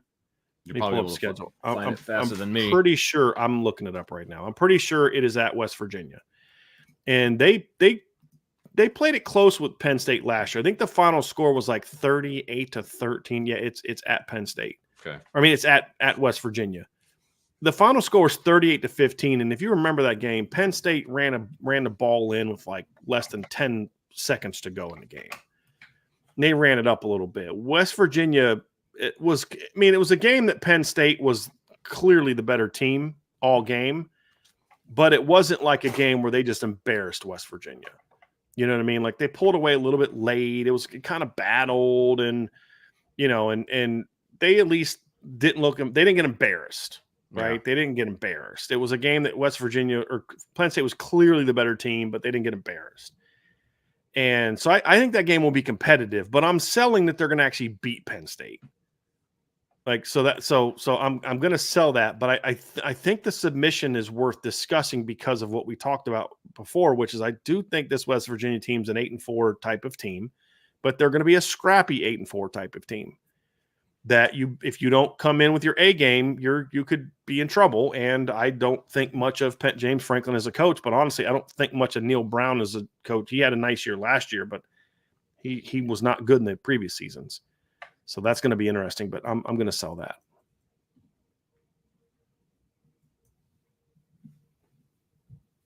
We got a new one up, Vince. Yep. Just about to go. Buy, sell, hold. Despite Liberty going undefeated this season, they do not end up the highest ranked Group of 5 team and miss the playoff. Yeah. If they're undefeated, I have a hard time with them not being. Yeah, I mean that's going to be the thing for the Group of 5 teams. I mean, they're going to give respect to whoever's undefeated, and they're going to end up being. I mean, right. Last year's a perfect example. I did not think Liberty was the best Group of 5 team last year. There was like 3 or 4 Group of 5 teams I would have taken over them. I thought I'd have taken SMU over them. I'd have taken Memphis over them. But the reality is they were undefeated, and so they got in. Yeah. I don't think they should have, but I think they did. And I this year I don't know if they're going to go undefeated this year. They got to play at New Mexico State. We'll see how they are this year after Jerry Kill retired. They got to play at Appalachian State. They got to play at Middle Tennessee. Should be a big win. Jackson State at home, at Sam Houston State. I mean, just like that's just a stupid. I mean, this is their schedule: Campbell, New Mexico State, UTEP, East Carolina, App State, FIU, Kennesaw State, Jacksonville State, Middle Tennessee, UMass, Western Kentucky, Sam Houston State. They have no business being in the college football playoff. No. Because here's my thing. You look at Memphis. Memphis plays North Alabama, Troy, at Florida State, at Navy, home against Middle Tennessee, at USF, home against North Texas, home against Charlotte, at UTSA, home against Rice, home against UAB, at Tulane. If Memphis goes 10-2 against that schedule, they are a much better team than what Liberty would be at 12-0 or 13-0. That's a ridiculous. That team has no business being in the college football playoff. Now, the thing that does help Liberty a little bit is one of the better Group of 5 teams is no longer a Group of 5 team because SMU got taken over by the ACC. Yeah. So I just think there's several AAC teams that to me should get in over an undefeated them. So maybe that's me saying what should happen. But so like the premise of the question is basically agreeing with us, right? They go undefeated and they don't get in. Right. And I'm going to buy that because they not so much because that I think that they, it's more so me saying they shouldn't get in than necessarily feeling confident that they won't, because we saw them do that last year. They got in last year and shouldn't have. So my thing is I'm gonna buy that they don't, because that's what should happen. Does that make sense? Yep. But we saw last year, same thing. There was multiple group of 5 teams that had worse records than Liberty should have gotten in over Liberty last year. Their schedule last year was a joke. Our next buy sell hold is after Texas loses back-to-back games, Oklahoma and Georgia, Arch Manning gets his first start in a Texas uniform. No, Brian, you cannot sell the premise. No, I mean, the way that you asked the question, that's fine. I mean, you're saying this is what happens. Yes. If that happens, this is going to be there. I'm still selling it. Selling the premise, or sell the premise, has to do with like, it's not that. I'm fine with this one. If Texas loses back-to-back games to Oklahoma and Georgia, I think there's a chance that they would bench Quinn Ewers and go with Arch Manning. Yes. Yeah. Yes. I think that I buy that. I don't think that they should, but it would just, part of it depends on how does Brock play. I mean, Quinn play. Like if they lose to Oklahoma and Georgia 41-35 and then 38-34, and Quinn throws to 300 yards each game, somebody's getting benched. It's not the quarterback. You know what I mean? Now, if he doesn't play well in those 2 games, then sure. So I just would need to, again, it's the problem with these types of questions is it's hard to know the context of it. So if like they lose both of those games, they average 40 points in those 2 games, are they going to bench the quarterback? Because they're still a playoff caliber team. I mean, 10-2 with losses to Oklahoma and Georgia, but wins over Michigan and Ole Miss and teams like that, you're still a playoff team at 11-2. Yes, and could be a very dangerous playoff team. Yeah. Unless Quinn Ewers just goes out and throws like 4 picks a game. And that's what I'm saying. If he plays poorly in the off, exactly. I mean, and you'd have to look awful. You know what I mean? Even if he's just okay. It's not a lost season, though. Okay. I understand all that, but like, even if he's just okay, it's like you can't be just okay at that point in time. I could see it happening. I personally would not bench him, but there's going to be a lot of pressure on Sark to have Arch Manning play. I don't think there should be. I think it's nuts. I think if his name was Arch Jones and his dad wasn't, Cooper Manning, and his uncles weren't Eli and Peyton, and his grandfather wasn't Archie, then we wouldn't have this conversation. And that's not a knock on Arch, because Arch is a good quarterback. I had him as a top 50 caliber recruit coming out, top 50 to 100 caliber recruit. It's just that a guy like him doesn't get the hype he's getting to beat out a 3-year starter who's a contender who took his team to the playoff last year, unless his name is Manning or something like that. That's the point. Agreed. It's not even an anti-Arch thing. It's an anti-media thing. It's an anti-fan base thing. It's not an anti-Arch thing. Right. But completely agree. Completely agree. Mm-hmm. There we go. Buy, sell, hold. This is Josh Pate's theory. Buy, sell, hold. The playoff committee will bump a hypothetical 1-loss Notre Dame down in playoff seeding to accommodate conference title losers. So this is a similar conversation, but now it involves Notre Dame, right? I'm selling it in that they will just do that just because. Right. They're not going to do – I'm selling that because they're not going to do that to accommodate anyone. They'll do that if it's deserving. And that's what I was saying earlier. Like if Notre Dame's 11-1 and a 12-0 conference regular season winner loses the conference championship game, and they were ranked ahead of Notre Dame before, and it's a very close game to another highly ranked team with only 1 loss, then sure, okay, you can have Notre Dame down. But if a conference championship team is ranked behind Notre Dame and loses that game, they will not then jump, because that's the premise he's saying. The playoff committee will bump a hypothetical 1-loss Notre Dame team down. So the only 2 scenarios can happen in this case. One is the loser bumps ahead of Notre Dame, or the winner falls, the winner jumps Notre Dame, and then they both stay ahead of Notre Dame. Well, that depends on is the loser number 1 Georgia, who played the schedule they played, and they lose by a touchdown in the Big 12 title game or SEC title game? guess what? That team would still have a better resume than a one-loss Notre Dame team. They just would. If undefeated Georgia gets beat by Bama in the SEC title game, at 12-1, they would absolutely deserve to be ranked ahead of Notre Dame. Right. So would the team that most likely won the SEC.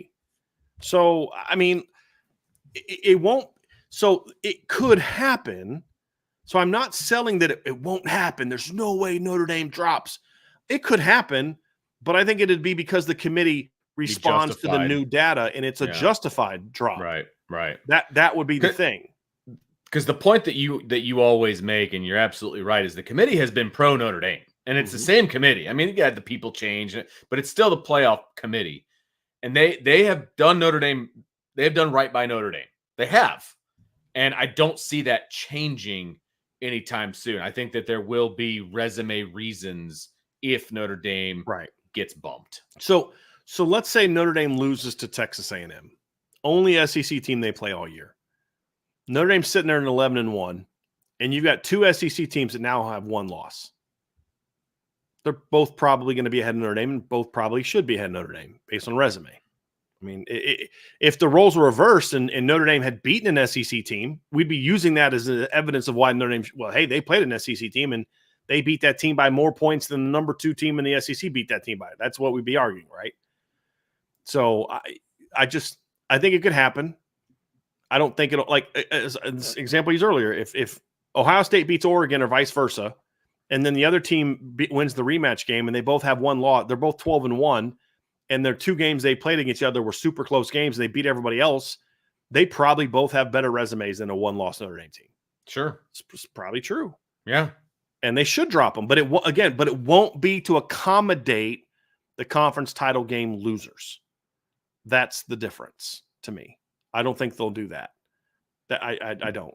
And the other thing, too, is it's probably best not to get into that standpoint, because if you do that, let's say Notre Dame is at 5, you put the loser ahead of them, and that team now becomes 5. They go play the number 4 team, but now in the semifinals, you're going to have an SEC versus SEC because 4 goes and plays 1. It most likely in that case.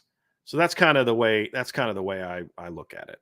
So I don't think it'll be because of accommodation. Right. It'll be because the resume's better. That's what I think. Lucky 905, buy, sell, hold. ND will have 2 tight ends drafted in the 25 NFL draft. Sell. Yeah. I don't think Eli Raridon leaves early. That only one's probably coming out. Yeah. Yeah. So it's a sell for me too. Mm-hmm. I don't think they'll have the opportunity to have 2 drafted. So that's definitely a sell. 13 reasons why, buy, sell, hold. If the Pac-2 stays alive and expands, it will be known as a group of 6 versus a Power 5, at least initially. Buy. I buy that too, because they've already been pushed out of the college football playoff as far as a champion. They'd have to go and change the rules again. Well, they have some things in there for them, like payment and stuff like that, but like they don't get an automatic bid unless they're the highest ranked group of 5 team.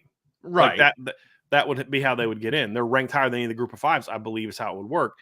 If they go out and add like San Jose State, Fresno, San Diego State, Utah State, Wyoming, they're still a group of 5 team, because you just added those 2 teams to a group of 5 team. That's what you did.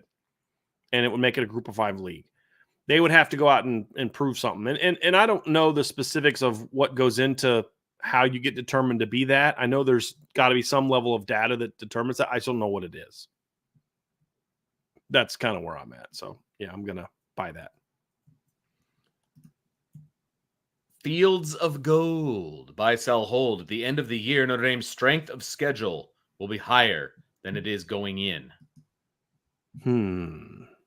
I'll buy that because of what we talked about earlier. I've said, not only just earlier today, I mean, earlier in previous, I think USC is going to be better than people think. I think Florida State's going to still be really good.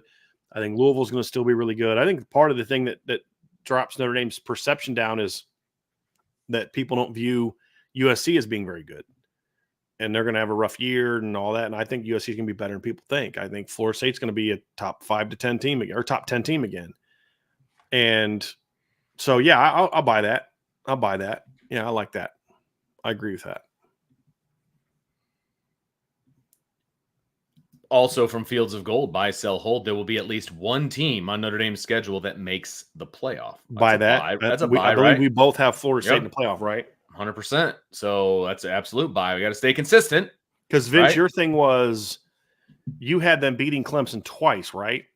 I think and losing to Notre Dame. So. And then I actually had them going 10-2, losing to I had Clemson winning it. So I had Florida State going 11-1, and then losing to Clemson in the ACC title game, and I think they both get in. Yeah, I think those are the two teams from the ACC. I think if Florida State wins the ACC title, then I don't think Clemson gets in, because I think they'll then have 3 losses. Yeah. The only way that happens is if they beat Florida State in the regular season and lose to Georgia, and then Florida State beats them in a rematch and Clemson's 11-2 with 2 really good losses, then I think they'll get into. But I think Florida State's a playoff team. They're going to be in my playoff prediction when we do that here next month. Woohoo! Mr. Emil Wagner. I get that. That's funny. Buy, sell, hold. Because of the misses on wide receiver in the 25 cycle, Mike Denbrock will lean heavier on wide receiver production, and Riley Leonard will pass for over 4,000 yards and 30 touchdowns. And if so, results in the starters staying in. Okay, gotcha. And if so, results in the starters staying in the game against inferior teams at least one series longer in blowout games. Okay, so this feels like 3 different things, Vince. Okay. So because I saw what you were getting ready to say. Okay, let's break it down to 1. Because of the misses at wide receiver in the 2025 cycle, Mike Denbrock will lean heavier on the receiver production. Sell that. Yeah. Mike Denbrock's going to do what he's going to do to win games. Correct. That's going to be what the goal is. Now, could that result in other things? Sure. Now, will Riley Leonard pass for over 4,000 yards? And 30 touchdowns. I'm buying that. Here's why I'm buying that. Because when we talk about 4,000 yards from a recruiting standpoint, it's no longer the 12 plus 1. I don't think he passes for 12 plus 1 for 4,000. But I've said before, I have Notre Dame going on a run in the playoffs. So I have him playing in at least 14, 15 games. At that point in time, I do think he'll get to 4,000 yards if the team is as good as I think they're going to be. Certainly the over 30 touchdowns. And the results will be starters staying in the game against inferior. No, sell the heck out of that one. Because they're not going to keep guys in the game longer for stats. There's no way that they'll do that. There's no way Marcus Freeman would allow that to happen, even if Mike Denbrock wanted to do that. And there's no way Mike Denbrock is going to want to do that, because here's the deal, guys. If Notre Dame's scoring 40 points a game and they're a playoff team and they throw for 35 to 3,700 yards, they're going to get receivers. Mm-hmm. The problem is they've barely been topping 3,000. And 2 of the last 5 years, they didn't even get to 3,000. Right. That'll be the difference. So they don't need to do that. Yeah, I know where your head's at, but they don't need to do that. 100%. The fact that, look, recruiting is important. Don't get me wrong. But Mike Denbrock's not going to be sitting in the booth calling plays like, okay, we got to get another touchdown for, somebody to impress somebody else. I just don't see that being the thought process during the game. You know what I mean? Yeah. And I also don't see it as a thought process for Marcus Freeman being like, hey, let's keep these starters in an extra series so that we can rack up the stats. That's just not how coaches think, at least most coaches. And I just don't see that being the case. I understand where you're coming from here. And I think the end result of the way the offense is going to operate will be beneficial in recruiting. Right. I just don't think that's going to be the top of the priority thought process. When you're calling plays and blowouts to get more touchdowns, I'm fine with that when it's the backups. Absolutely. When your backup team gets in there, let them throw the ball. Let your backup quarterback throw the ball. Let him lead your offense on touchdown drives. Go for it. Don't just go in there 12 personnel and hand the ball off every other time. Run the offense. That's where you try to get scores, and that means it's running up the score, but it's in the way that you should run up a score. It's like, look, my guys, I teach my team to play for 60 minutes. So whoever's on the field is going to play like it's a nothing game. Right. I'm not going to put my backups in the game and say, okay, because here's what drives me nuts. Teams will get into those situations as the team losing, and their defense will just all out blitz. Okay, if you don't want me to throw the ball, don't put 11 guys in the box and try to get a 3 and out. Right. Run your normal defense, and then we'll run our normal offense and see what it is. Don't cry that we're throwing the ball when you're loading the box up because you're playing to stop the run. Like, no, don't do that. And so, yeah, I'm all about. I used to love when Bobby Bowden would say that. He'd like, these kids work hard too. They deserve a chance to play because he'd put his backups in and they're throwing the ball, scoring. Running up, score up. So you practice all week. You didn't practice to stop them from scoring. You guys didn't work on that this week. If you don't want us to score, like here's what's running up the score is, Vince, leaving your starters in for too long. You're up 42-0. It's 5 minutes going to fourth quarter. You put your starters back out there to get to another touchdown. That's running up the score. Right. Running up the score is we're up 4 touchdowns and late in the fourth quarter, and we run a flea flicker or a reverse or some trick play to get another score. Right. Or the other team, you're down 4 scores. The other team has conceded pretty much and put their all their backups in. Yeah. Whatever. And you still got your starters in trying to throwing score the ball. Like, I got a problem with that. Yes, agree. That's running up the score. Putting your backups in and letting them run the offense the way that you would if they were the starters is not running up the score. No, that's developing. It's called your team. playing football. That's what it's called. Yeah. And my job is to score. Your job is to try to stop me. Yeah. And that's what I believe. Yeah, absolutely. G. Perez, buy, sell, hold. Notre Dame has at least 3 players with 1,000-yard seasons, rushing or receiving, not combined, 13 plus 1 model. So that's winning. That's getting to the playoffs, winning a game. Yeah, it's playing 14 games. Yeah, so getting to the quarters. Ooh, 3? I'm still selling. That's a lot. 2? I think at most I would buy it 2. What would happen is in a 14-game thing, 1 receiver gets into 1,000. Yes. And then 1 running back gets to 1,000. 2. Yep. Exactly. Completely agree with that. Because he said it's rushing or receiving. Correct. But not combined. Right. Because if it's combined, I may say buy because I could see the 2 running backs both being over 1,000 combined. Sure. And then a receiver. Right. But in that case, no. Buy, sell, hold. 2 group of 5 teams go undefeated, and one of them forces a 2-loss Power 4 team out of the playoff. I'm selling that. I mean, like, the only way that happens, Vince, is if there's like, and I don't even know who that would be. If like Memphis is one that comes to mind, right? Let's say Memphis goes 12-0 and Boise State goes 12-0. Let's say they both go undefeated. That may happen. Why? Because as I mentioned, Memphis has to play Florida State. If Memphis goes 12-0 and they beat Florida State on the road, they beat UTSA on the road, they beat Tulane on the road, they win the AAC championship, they beat Troy, who won, 10, 11 games last year? They're in, right? But then if Boise goes undefeated, well, they play at Oregon, they play Washington State at home, they play Oregon State. If they go, if those teams go undefeated, they're probably in, and they would force somebody. The odds of that happening are very slim. Yes. The odds of those 2 teams going undefeated, playing on the road against those teams, very slim. So I'm going to sell that. I'm going to sell that. And it would most likely force a 3-loss Power 4 team out of the playoff, more so than a 2-loss Power team. There's just not enough games where those schools have chances to play enough quality opponents to get to that point. So I'm selling that. G. Perez with another one. Buy, sell, hold. The Big Ten champion is the number 1 seed and the only conference champ to go undefeated. Well, I have to sell that because we both have them. The Big Ten champion. Number 1, I've said I don't think anyone in the Power 5 goes undefeated or Power 4 goes undefeated. I've said that.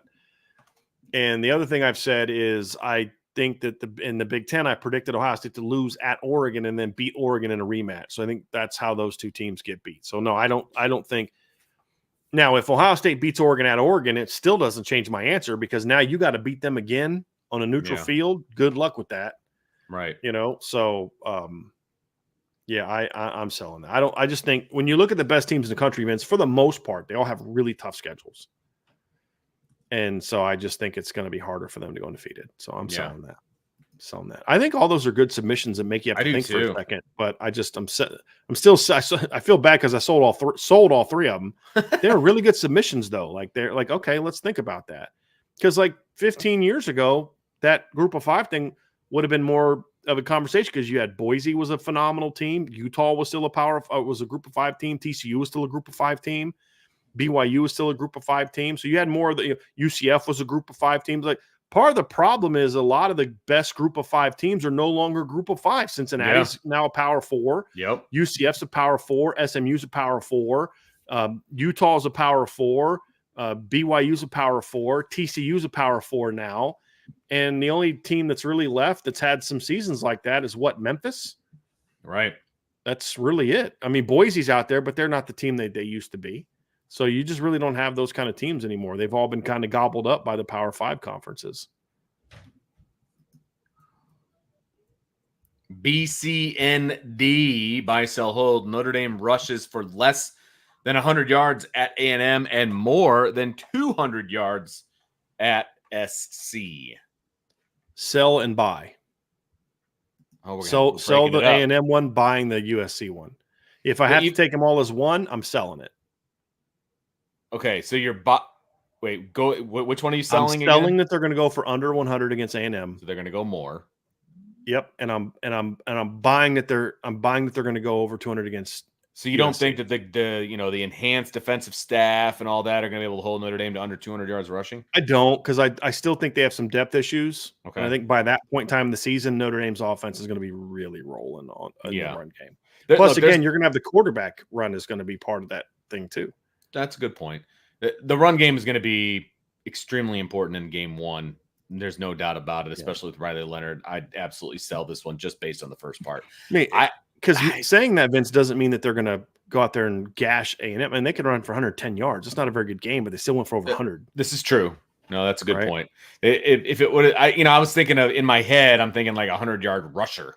You know what I'm saying? Right. And so like that one made me pause. But you're right. 100 yards as a team, they could go 110 yards and lose. And get dominated. Yeah. You know what I mean? Absolutely dominated. Yeah. Yes.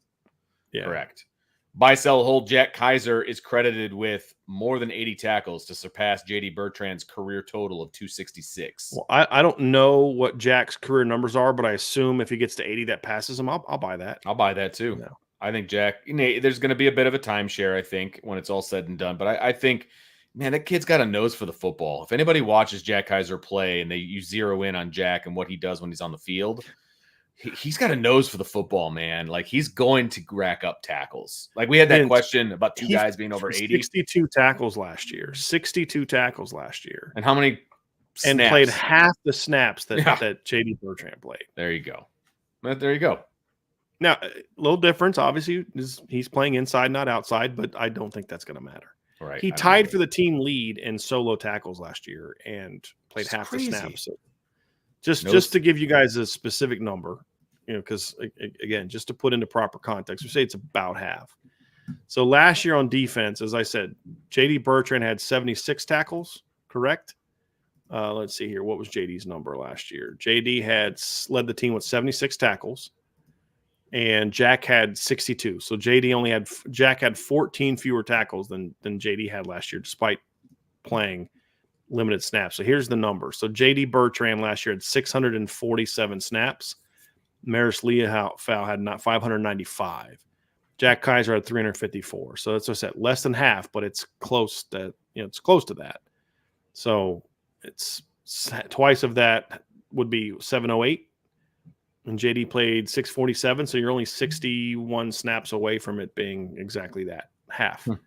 So, and he was only 14 fewer tackles. So yeah, I'm gonna buy that. Buy that. I think Jack's just a productive, and again, that doesn't mean he's going to be a phenomenal player. I just think he's going to be around the ball a lot. I think he's going to be a really good player. It just means he's going to be. And Jack had 58 the year before, again, and only played 300 some snaps. So like, this is a kid that's just around the football a lot. Yeah. He had 45 snaps. So he had 58 snaps in 22, and he only played 338 snaps. He made 45 tackles in 2021, and he played 398 snaps.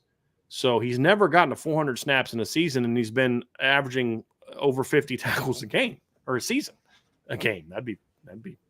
That's where that guy's just throwing everyone on the team as an assist on every play. Yeah. So yeah, we've seen that. So Jack had 4 solos and 46 assisted tackles. Yeah. Nose for the football. Yes, he does. Always around the ball. So yeah, I'll buy that. You on board with that, Vince? Oh, 100%. I when we had that question about two guys being over 80 and we kind of sold that one, it's a buy for me with one guy over 80 because I think Jack will be that guy. Buy, sell, hold. Wide receiver Tyler Buckner completes one or more passes to quarterback Riley Leonard. Pass, sell. That's a sell for me too. I don't think they're gonna have to get that like tricky and gimmicky. That's the word I'm looking for. Gimmicky. I just don't see that being the case. Plus, if Tyler Buckner's throwing to Riley Leonard, it means Tyler Buckner's on the field with the first team offense. That's also that true. Is going to be so alert on defense. Seriously, like you know what the I mean? Quarterback is on the field, right? Like, there's another quarterback on the field. Yes, yeah. We are Notre Dame. Buy, sell, hold. The Big Ten has more teams in the playoff than anyone else. So, based on what we said earlier. So. Yeah, it's a sell based on what we talked about. Buy, sell, hold. Colorado upset at least two teams on their schedule as the underdog. Why? What's Colorado love? If it's just if it's just as an underdog, Vince, so you tell me, let's go through this. You tell me which games you think they're going to be an underdog. Because, again, you're the gambling man, and I say that kind of sarcastically because you get like $5 at a time. Seriously. All right, so North Dakota State, did you just tell me if they're the favorite or not? Favorite. Okay. I think they lose that game. At Nebraska. They're still the favorite, though, right? Yeah, I mean, that's Agree. Yeah. At Nebraska. They would be the underdog, okay. I would think. You'd think. But with the media the way it is, though, who knows? Like, is there an early line for Nebraska, Colorado? I'm going to see if I can look that up. See if there's an early line for. They should have most of the Buffaloes are -2.5, so they're favored. Wow. So see, there you go. Yeah, and they're going to lose that game. Right. So, that's what I'm saying. Yeah. Right. So that's the problem too with this is that how many games are going to be underdogs? So home against Baylor, they're to be the favorite, right? I would think so. What about at UCL? Y'all at UCF? I think they would be the favorite, probably. Okay. No, it's at Central Florida, so that's a heck of a travel day. Right. Going What's all the way Central from Florida's Colorado. record going to be? Well, if Central Florida beats TCU, they might be favored. So, and again, I don't know that they beat them. Home against K-State. You think they're favored that game? I think K-State is favored to win the league. So right. No. So at Arizona, they'll be an underdog there. So do you think they can beat Arizona on the road? It's possible. It's possible. It's possible. Cincinnati at home, they won't be the underdog there. They shouldn't be the underdog at Texas Tech. I wouldn't think. Yeah, Texas Tech, Utah at home. They'll be the underdog there, and they're not going to beat Utah. So?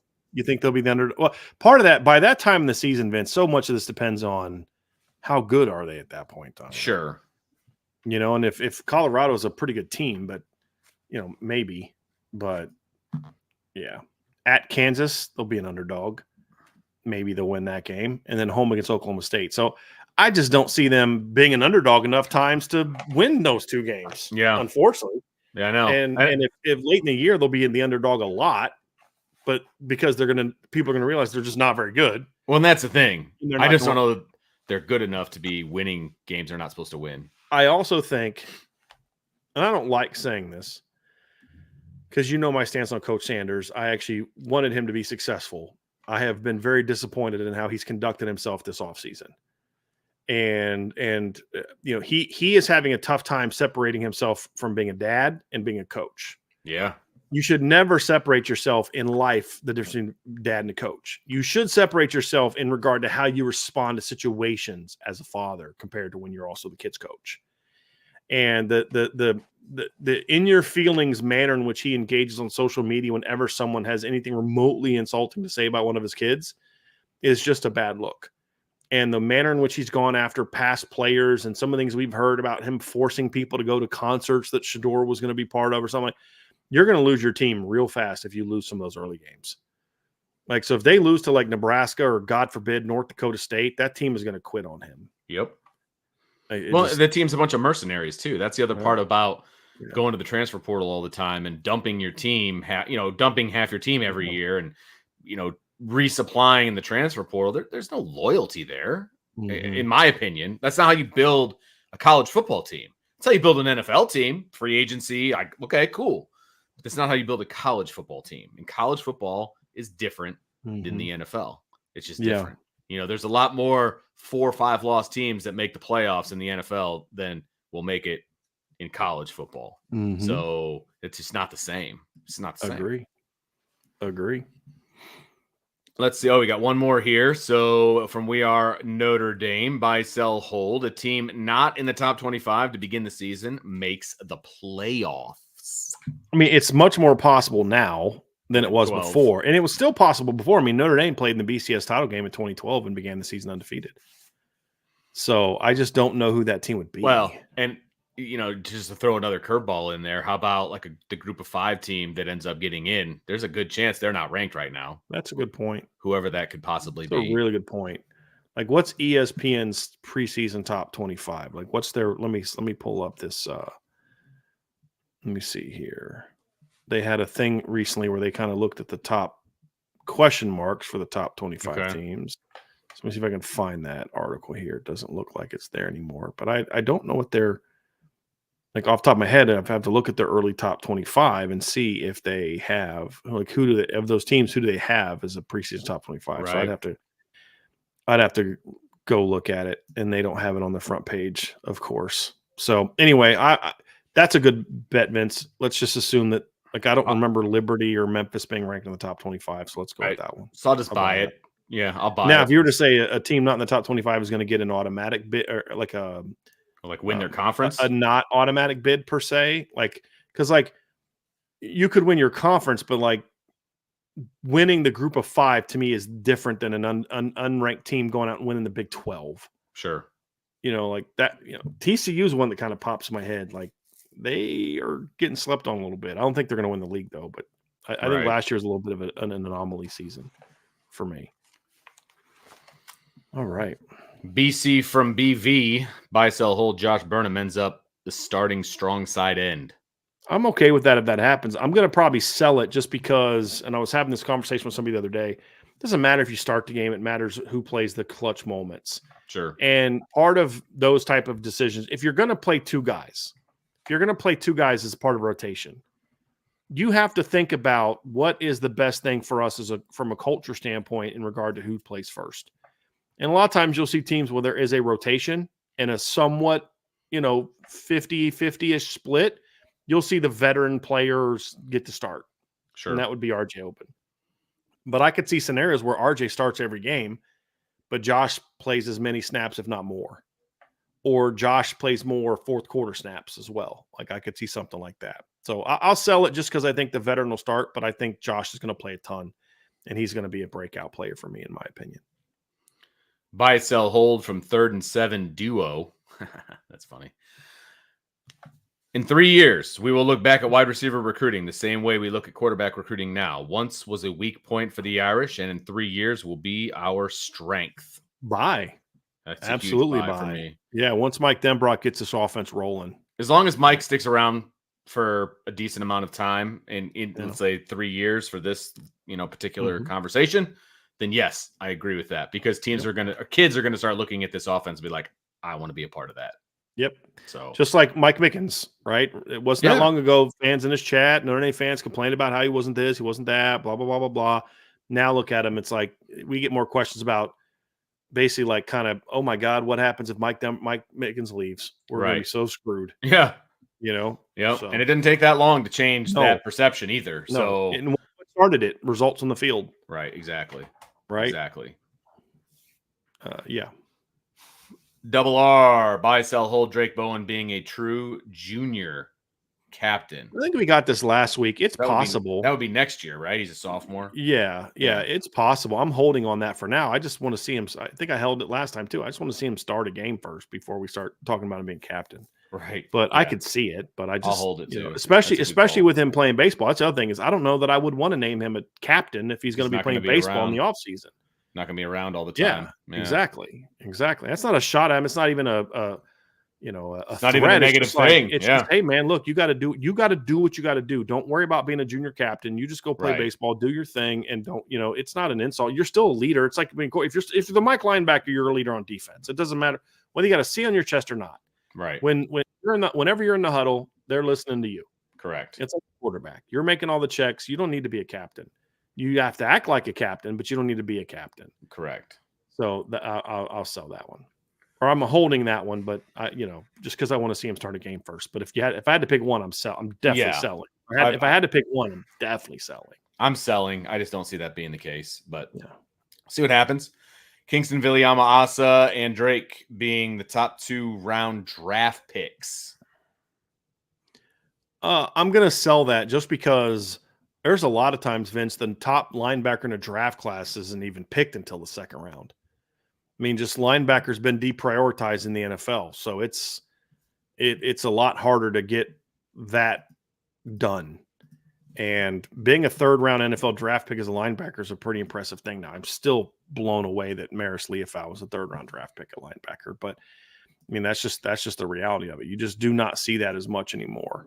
Yeah. You really don't. Like this year, you had 7 guys picked in rounds 2 and 3. You only had 1 true off-ball linebacker picked in the first 2 rounds this year. Wow. It was not a very good linebacker class, right? I'll be a sell then. The year before, you had 5 linebackers, quote unquote linebackers, drafted in the first 2 rounds. But let's see, 1, 2, 3, 4 of the 5 were like edge guys, if I remember correctly. Will Anderson is counted as a linebacker because he's a stand-up outside linebacker. He's an edge rusher. So it just, you had Derek Hall. I'm pretty sure Derek Hall Nolan Smith was an edge rusher. BJ, I think Ojulari was also from LSU, was also an edge rusher, but he might have been more of a true off-ball linebacker. But there weren't a whole lot of off-ball linebackers, at the most 3, period, in the first 2 rounds. So that's just kind of where we're at, Vince. In this day and age of linebacker play, you're just not seeing a whole lot of those guys get picked in the first 2 rounds. Yeah. So are they talented enough to be that way? Sure. But I'm just trying to look at that's like saying, hey, Jeremiah Love's going to be a first-round draft pick. Well, he should be. If he's as good as we think he will, doesn't mean he will be, just because the nature of how that position is viewed in the draft. But that's my take on that. You ready? Got another one. I was waiting for the next slide. We got one more at the bottom there. Buy, sell, hold. Jadarian Price. I'm sorry. The look on your face, like, dude, flip the card. You were looking at me like I was such Bryan, you got one job. It's like, you're making me look bad here. No, make one more question. Well, the funny part is I had already answered the question in my own head. And so it's like, I've already done it. We need to move on. Mm-hmm. So anyway, buy, sell, hold. Jadarian Price leaving because of a great season and being a day 2 draft pick. I'm going to hope by that one. Third. Yeah, I'll hope by that one, because if Jadarian has a big year, that means his offense is going to be crazy good, because I also think Jeremiah is going to have a really big year. So, yeah, I'm going to hope by that one. I mean, if practically speaking, I'm selling. Yeah, I'm selling it. One season of good health and production doesn't get you into day 2 usually, unless it's crazy production. So if I'm being realistic, I'm selling it. But I'm going to hope by it, because it'd be fun. It'd be cool if he did that. And I like Jadarian. And that means he'd have a big year. Riker Ferg, buy, sell, hold. Depending on the success of the offensive line, it will show 1, that Joe Rudolph is a better fit as just a position coach than position coach and coordinator at the same time. And 2, when Joe Rudolph comes back to Wisconsin in 2015, the Barry Alvarez culture was becoming less and less. I think that number 2 is a bit of a cop-out. I think that's a bit of a cop-out. And here's the thing isn't that kind of a negative on Joe Rudolph? You couldn't keep that tradition rolling. You couldn't keep that focus and the physicality and all that. I mean, I don't get that. And number 1, sure. I think if offensive line is really, really good this year, it would tell me that Joe Rudolph is better just being an O-line coach. Yeah. You just coach your line. Don't worry about, trying to dominate the run game talk and forcing that you're what you like in the run game on your OC. Just go freaking coach the offensive line. And that's what it would prove. So, yeah, I'll buy that.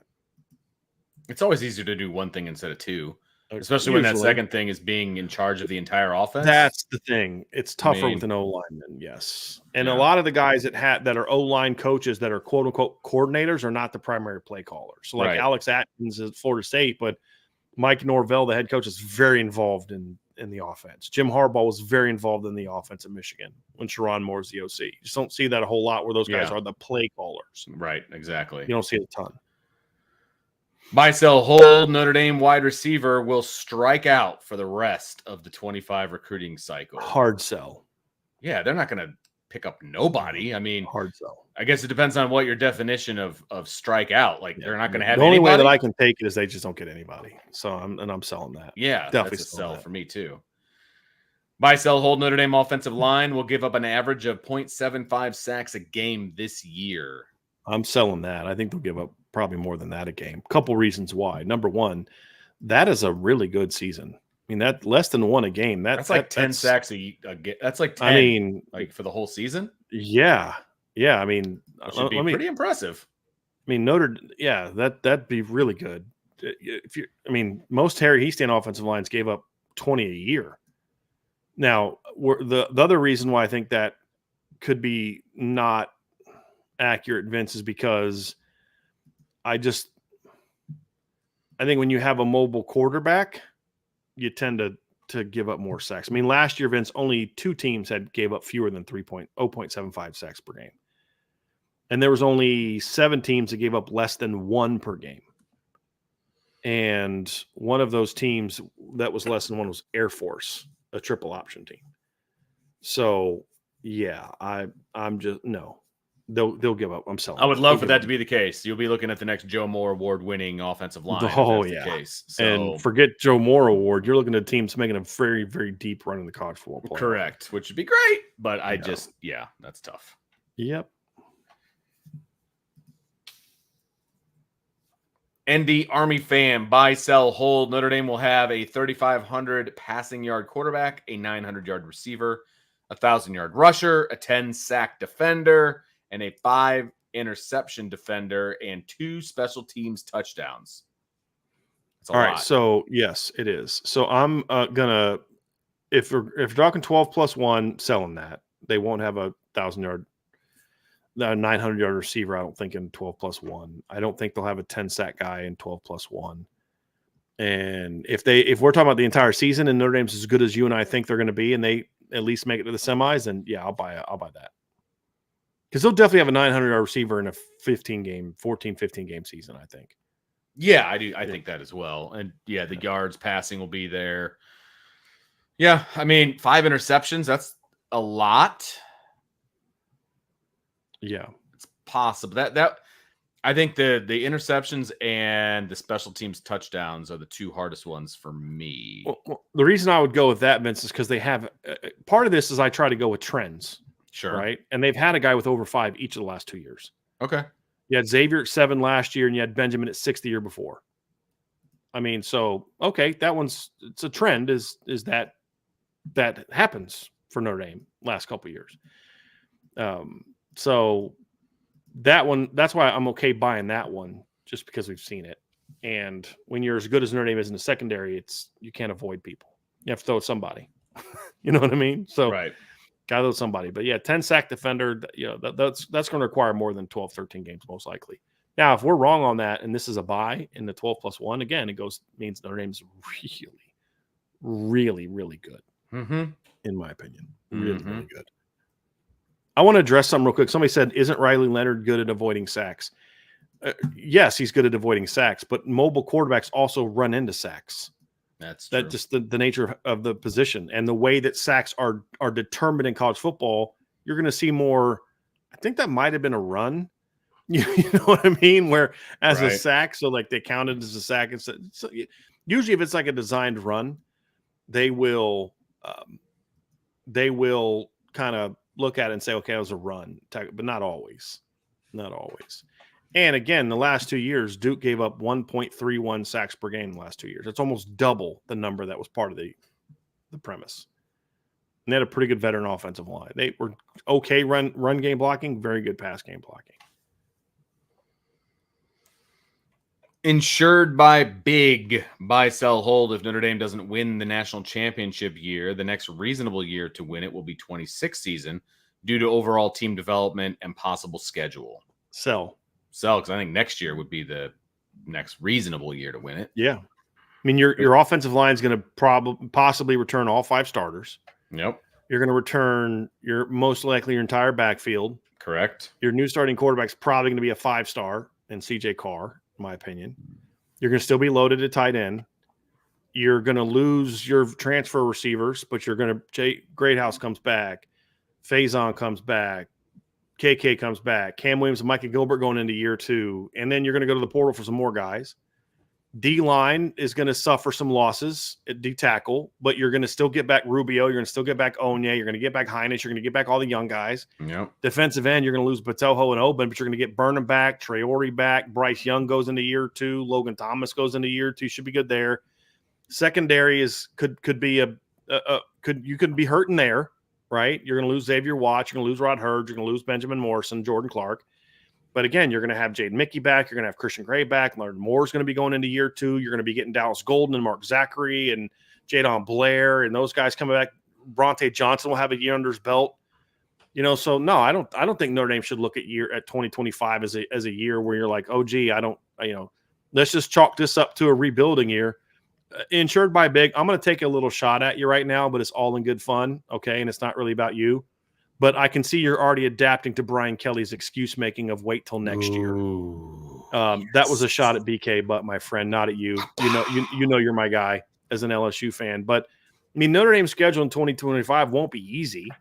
They get Texas A&M at home, Purdue at home, Boise at home, USC at home, Navy at home, NC State at home, and Syracuse at home. It's a good home slate, but one they should be able to run the table on. They play at Arkansas, at BC, at Miami, and at Pitt. And they'll add one more game, and it'll probably be a road game.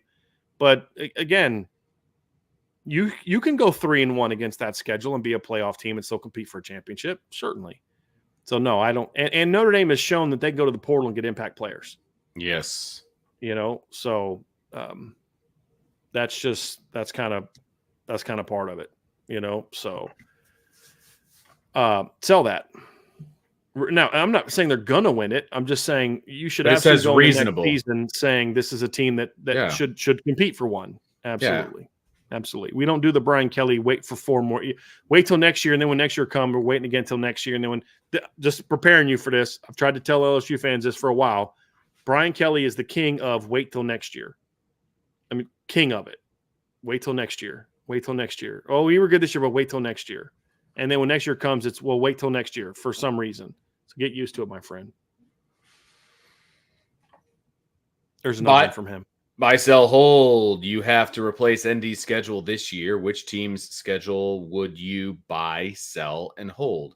Florida, Oklahoma, or Arkansas?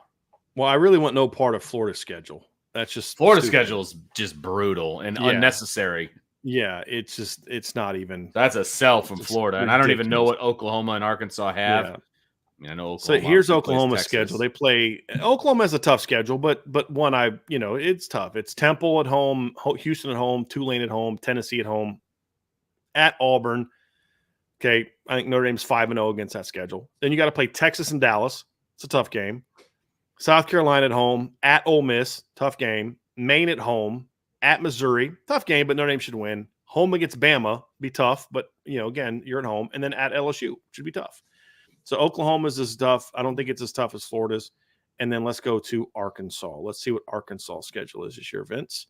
The old Razorbacks. Give me a sec. Because it used to be you could just kind of click on an SEC West team and then it would pull up, but they don't play those anymore. So Arkansas this year plays Arkansas Pine Bluff, at Oklahoma State, home against UAB, at Auburn, Texas A&M in Dallas, Tennessee, LSU at home, Tennessee at home, at Mississippi State, home against Ole Miss, home against Texas, home against Louisiana Tech, and then at Missouri. I'd rather take Arkansas schedule. I take Arkansas all day because you get those teams at home. You get Ole Miss, you get Texas, and you get LSU all at home. Yep. You get Tennessee at home. Your toughest road games are at Missouri and at Oklahoma State, which aren't easy, but games you should win. And then you get Texas A&M on a neutral field. So for Notre Dame, that game at least is a net positive because you go from having to play them at their place to get them on neutral field. Yep. It's still in Texas, but it's not at Kyle Field. So, I think they're all challenging. I'd take Arkansas schedule. 100%. Absolutely. I'd take Arkansas, buy. Oklahoma's a hold. Florida's a sell. Yeah, that's fair. Very fair. Buy, sell, hold. Being in the SEC makes it easier to recruit some high-end recruits based on the presumption of it having a lot of elite talent and the number of players drafted to the NFL every year. I'm selling that because I don't think that's the primary driver. At the end of the day, primary driver is location. Real estate. Most of the top players in the South, and a lot of them choose to stay closer to home. Yeah. So, you know, look, the closer to home thing is legit. Absolutely. I have no problem with that. The reality is no, do those other things help? Sure. But it's really about staying closer to home. I mean, there's SEC teams that recruit well every year that don't put a lot of guys in the NFL and don't win a lot of games, but they recruit well. Why? Because they're getting a bunch of kids that are from down the street. Right. Exactly. So I think location's the primary driver. Those other things don't hurt, but it's the primary driver of that. Location's key. Salty Virginia peanuts. Buy, sell, hold. Measured against all ACC teams, Notre Dame's wide receivers will have the most reception yards and touchdowns. That's a lot of teams to go through. Yeah, I'm just pulling this up real quick. Let me just pull up the ACC stats from last year because I'm probably going to sell this one. So let's see here. North Carolina 30. Well, there weren't a lot of ACC teams that threw the ball a bunch last year. To be honest with you, Vince. North Carolina had the most at 38-89. That was with Drake May. Okay. And then Florida State was next at 35-19. Notre Dame would have ranked 5th in the ACC in passing yards last year. So let's see, where was Notre Dame? They were at 32.05 for the season. So they would have ranked 5th, right behind North Carolina. Was at 299. Let's just go total yards. North Carolina was at 38.89. Florida State was at 35.19. They played 14 games, one more game than Notre Dame. They only averaged 5 more yards per game passing than Notre Dame did. Miami was at 33.54. Louisville was at 33.13. Notre Dame actually averaged more yards per game than Louisville, but Louisville had more yards because they played one more game. Then Notre Dame would have been 5th. So if you look at yards per game, Notre Dame would have been 5th as well. They would have been ahead of Louisville, but they would have been behind Virginia, who only played 12 games. So, and you look at passing touchdowns, Vince, last year, not a single ACC team last year had 30 touchdown passes. So I'll sell the yards. I'll buy the touchdowns. And part of the reason I'm going to sell the yards too, Vince, is because of what we talked about at the beginning of the show. There's going to be a lot more yards going to tight ends and running backs this year than other teams, which even if Notre Dame's number 1 in passing yards as an offense, they may not be number 1 in yards that are going to the receivers. Gotcha. Because of the production they're going to get at running back and tight end in the pass game. So there you go. Okay. Buy, sell, hold among Notre Dame wide receivers. The great one will lead the group in both touchdowns and receptions. I feel like we've gotten this one before, and I bought it last time, and I'm buying it this time. Yep. So I am going to sell it. Someone will bypass him in one or the other. Okay. Interesting. That's where I'm at. Call me Ty. It's the last one, by the way, Vince. Okay. Call me Ty. Buy, sell, hold. Notre Dame football should make major changes to make the game day environment better. For example, allowing alcohol sales, new ticket sales, protocols to get more locals and younger people to the game. Okay. First of all, I buy the premise of they should do things to make game day environment better. I do not accept at all that alcohol. Look, here's my thing. If you have to drink alcohol to have fun, you have a drinking problem. I'm being serious. If you can't have a good time without drinking alcohol, you have a drinking problem. I'm serious. Talk to somebody about that. That doesn't mean you can't drink and have a good time. If that's your choice, do whatever. But if you can't do it, if you're not going to Notre Dame games because they don't sell alcohol, that's a problem. Because you can't have a good time without alcohol. That's what I'm talking about. That's what I'm saying. So I'm gonna push back on that. I think it's lazy. Sell alcohol, get people drunk. Okay, whatever. That's not my thing. But are there other things they can do to make it better? Yeah, there's definitely things they could do to make it better. Don't make it so hard for people to have to park really freaking far away from the stadium. Don't make it so expensive to park. I mean, you get all people that pay a crap load of money to be right by the stadium. Okay, well, tailgates may not be as great, So I mean, there's a lot of different things to me that could make game day better. The other thing too is I think a lot of people go to game day and they don't even realize all the cool stuff happening on campus at Notre Dame. There's a lot of cool, but you only stay over by where the tailgate is. But part of that, Vince, is I'm parked miles away from the stadium. And so we're not going to go there because we're tailgating over here. So we're not going to go there until we get closer to the game. You're not going to see as much stuff. But I actually think Notre Dame's game day environment's pretty cool. Yeah. Like, I think it's now maybe not be so strict on certain tailgate things. Okay, fine, whatever. But I think the biggest thing is the ticket sales, because you get more locals to show up and do those types of things. But and that's been the biggest issue. But that's true for in that maybe you'll get more tailgate stuff. But the other risk is if you have more people from local, you may have a bigger audience that actually just shows up for the game and doesn't stay there to tailgate. Like it could go either way. I tend to think when it's a lot more locals, there's more tailgating, I think, than when people have to come from far away. Oh, yeah. Because it's easier for me to get, it's easier for me to get a grill. Like I have a buddy of mine who does a tailgate, but he always buys the food and just brings it. Sure. Where it's easier for me to bring a grill if I chose to do so, because, or my mom will cook stuff and she'll have it with the gas and all that because she can just take it home after the game. Right. Where my buddy's flying in from Texas or Georgia or wherever he's, staying from at the time. And so it's a little harder for him to like tailgate like the way that we talk about tailgate, which is like he has to rent and buy everything. We can just bring our own stuff. So I think that would likely help Notre Dame is if they did that. But the problem at Notre Dame is it's not just expensive to get a ticket. It's expensive to park anywhere close enough to the stadium where you're going to want to tailgate and have fun, because it's like if you're doing the shuttle thing, I hope I get on the next one. Yeah. I don't want to miss kickoff. Now that I can't blame Notre Dame for because it's a limited campus. There's only so many. There's only so much room you can have on people on campus. I understand that, but it's just like, but you don't have as much cool tailgating going on campus. Like there's not as many tailgates, at least I don't see as many tailgates right by the stadium as you see right by the stadium in other places. And not even talking about the number, because again, Notre Dame has a smaller parking lot than some others, and there's some different things that factor in it, smaller campus, and I get all that. What I'm saying, however, is if it was a little bit easier for just normal folks to kind of get into the stadium closer by, you'd see a lot more tailgating going on, in my opinion. Because a lot of tailgates that happen now close by are just like, it's like invite only. It's like our crew or whatever. So that's kind of where I'm at. That's where I'm at. So, but yeah, the alcohol thing is like, if you got to treat people drunk to have a good time, to have a better environment, then your environment sucks. And you have to get people off of their, out of their senses to have a good time. You know what I mean? Like, I don't support that. I don't support that at all. And the only reason to sell alcohol is the games because you're trying to make more money. Bingo. That's it.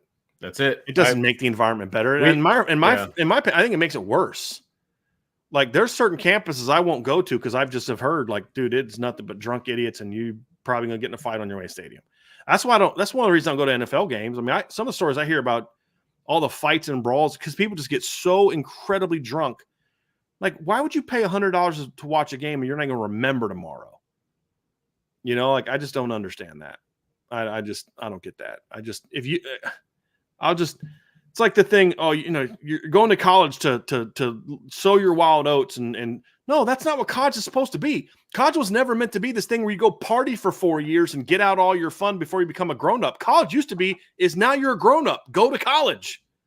You know what I mean? And it's like we've lost this thing where we've just condoned like just being an idiot. And I'm not saying someone getting drunk is wrong from a social standpoint. I don't think there's anything wrong with it. I have certain religious views on it, but that's a different conversation, right? I'm just talking society.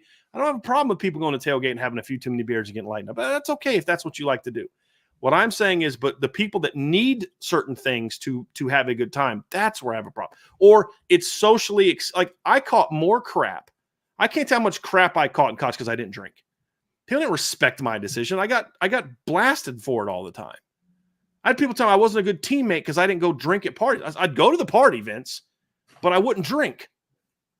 Oh, you think you're better than us? No, that's a you problem. I don't think I'm better than you. I'm making a choice for me. You make a choice for you. You do you. I'll do me.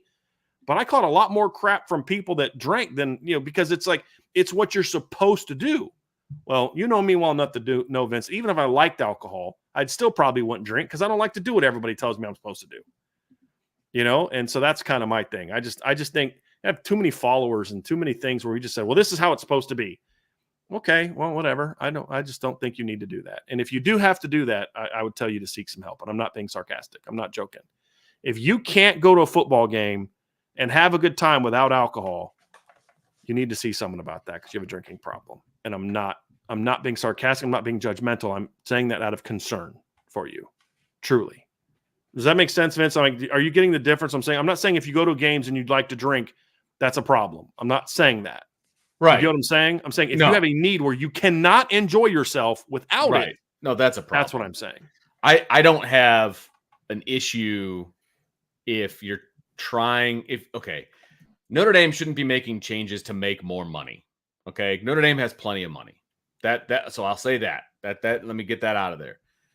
But I will say there are other schools that are looking for another revenue stream who need to make more money. And if they want to add alcohol, I get it. That's a way to make more money. And I don't have a problem with that. I really don't. Okay. There was a school that we went to that's trying to move up from a division to another division. And so they decided to start selling alcohol so they could make some more money, so they could improve some of their facilities so that they can have facilities that are, apropos with the division that they want to move up to. I don't have a problem with that. I really don't. It's a revenue stream. I do have a problem with people thinking that they have to have alcohol in order to have a good time. Like this, the question right here is saying to make the environment better, you have to sell alcohol. Right. No, you don't. Right. No, you don't. Sadly, you kind of do, which is the problem. Well, that's a problem. Like our tailgates, Vince, we don't provide alcohol at our tailgates. Correct. Because I just feel since I don't drink and you don't drink, it really is not appropriate for us to then provide alcohol. It's just a choice to make. But we don't tell other people they can't bring it to our tailgate. Sure. Yeah. If you want to show up and bring some beers and you have a cooler of your beers that you and your friends want to have at our tailgate, go for it. Cool. Right? So again, it's not judging that because again, I'm looking at this from a societal, worldly standpoint, not from you. If you ask me my religious view of it, we'd have a different conversation, but that's not what I'm judging other people by. That's how I judge myself by, right? I judge myself by my religious standards. My point is this though, is like, if you guys bring alcohol to and one time we brought that twisted tea. Remember that? That's alcohol. Yeah. Right. So we did bring that one time. It's just more of a, hey, you do you, that's the thing. But like when you're promoting it to where you're saying you can't have a good time without that, or you need that to have a good time. How does and what does that do with the game day environment? When I think game day environment, I think everything outside the stadium. You know what I mean? Like, I don't know. It's just weird. And by the way, the Twisted Tea thing, we were given that as a promo. Yeah. That's why we brought it, because I didn't want it in my house. So we're just like, hey, anybody want this? Take it with you if you want. It wasn't something that we like, hey, let's go buy some Twisted Tea. I didn't pay a cent for that. Well, I did. I guess I paid for the ice. So pay a little bit for it. It's nice of you to ice it down. Yeah. All right. Yeah. Well, that is going to do it for today's version of I hated that we ended the show that way. I wish we had like another football topic or something like that. That's okay. That's okay. Yeah. That's going to do it for this version of the Buy, Sell, Hold Day on a Wednesday. Thanks for hanging out with us. Really appreciate you guys. Always. Make sure you hit the like button, the subscribe button, hit that notification bell, share with your family and friends. Of course, stick around because in about 28 minutes or so, Sean and I are going to be back with IB Nation Sports Talk. We got some really fun rapid fire questions coming your way. We're going to talk about jerseys. We're going to talk about all kinds of stuff. So make sure you stick around. Get a sandwich. Oh, we got a. So we do get to end the show with a non-alcohol conversation. Here we go. ND Milton fan, thank you so much for the super chat. On the current roster and Will Black, all offensive linemen are at their ceiling. What is your starting five? Not a buy, sell, hold, though. It could be fun. # sell BK. Yeah, I'm about that, selling BK. So everyone reaches their potential. My starting 5, so current roster plus Will Black.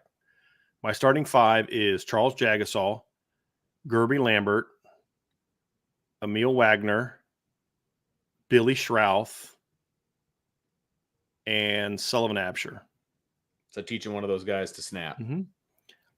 Thing with Will Black is, I've said this before, I've got to see more film. Like, I know he's blown up, he's a 5-star, but I haven't seen that kind of film from him yet. I got to see more film.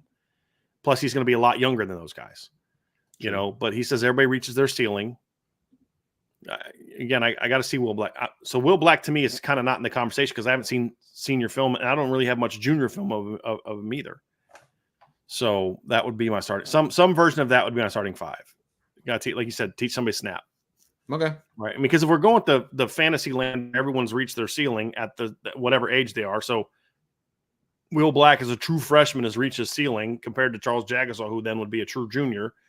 Okay, if we're going to live in that fantasy land, then I can teach someone how to snap, right? So I can teach Billy Schrouth how to snap. He did it in an all-star game. I think Billy Schrouth could be a really good center if you needed him to, in my opinion. Really good center. But that's where I'd be. So there you go. You agree? Sure. I'm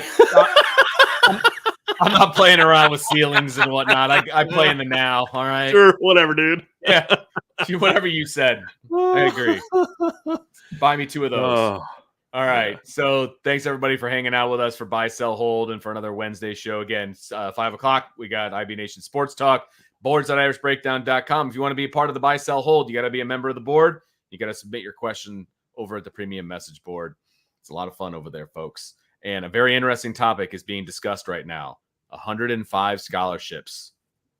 Sit on that, Potsy. That's going to be interesting. Yeah. I'm very curious what that's going to mean for a lot of different things. Me too. And they're increasing scholarships across the board in all sports, which I think is very interesting. But that's it. Well, I'm sure we'll discuss it.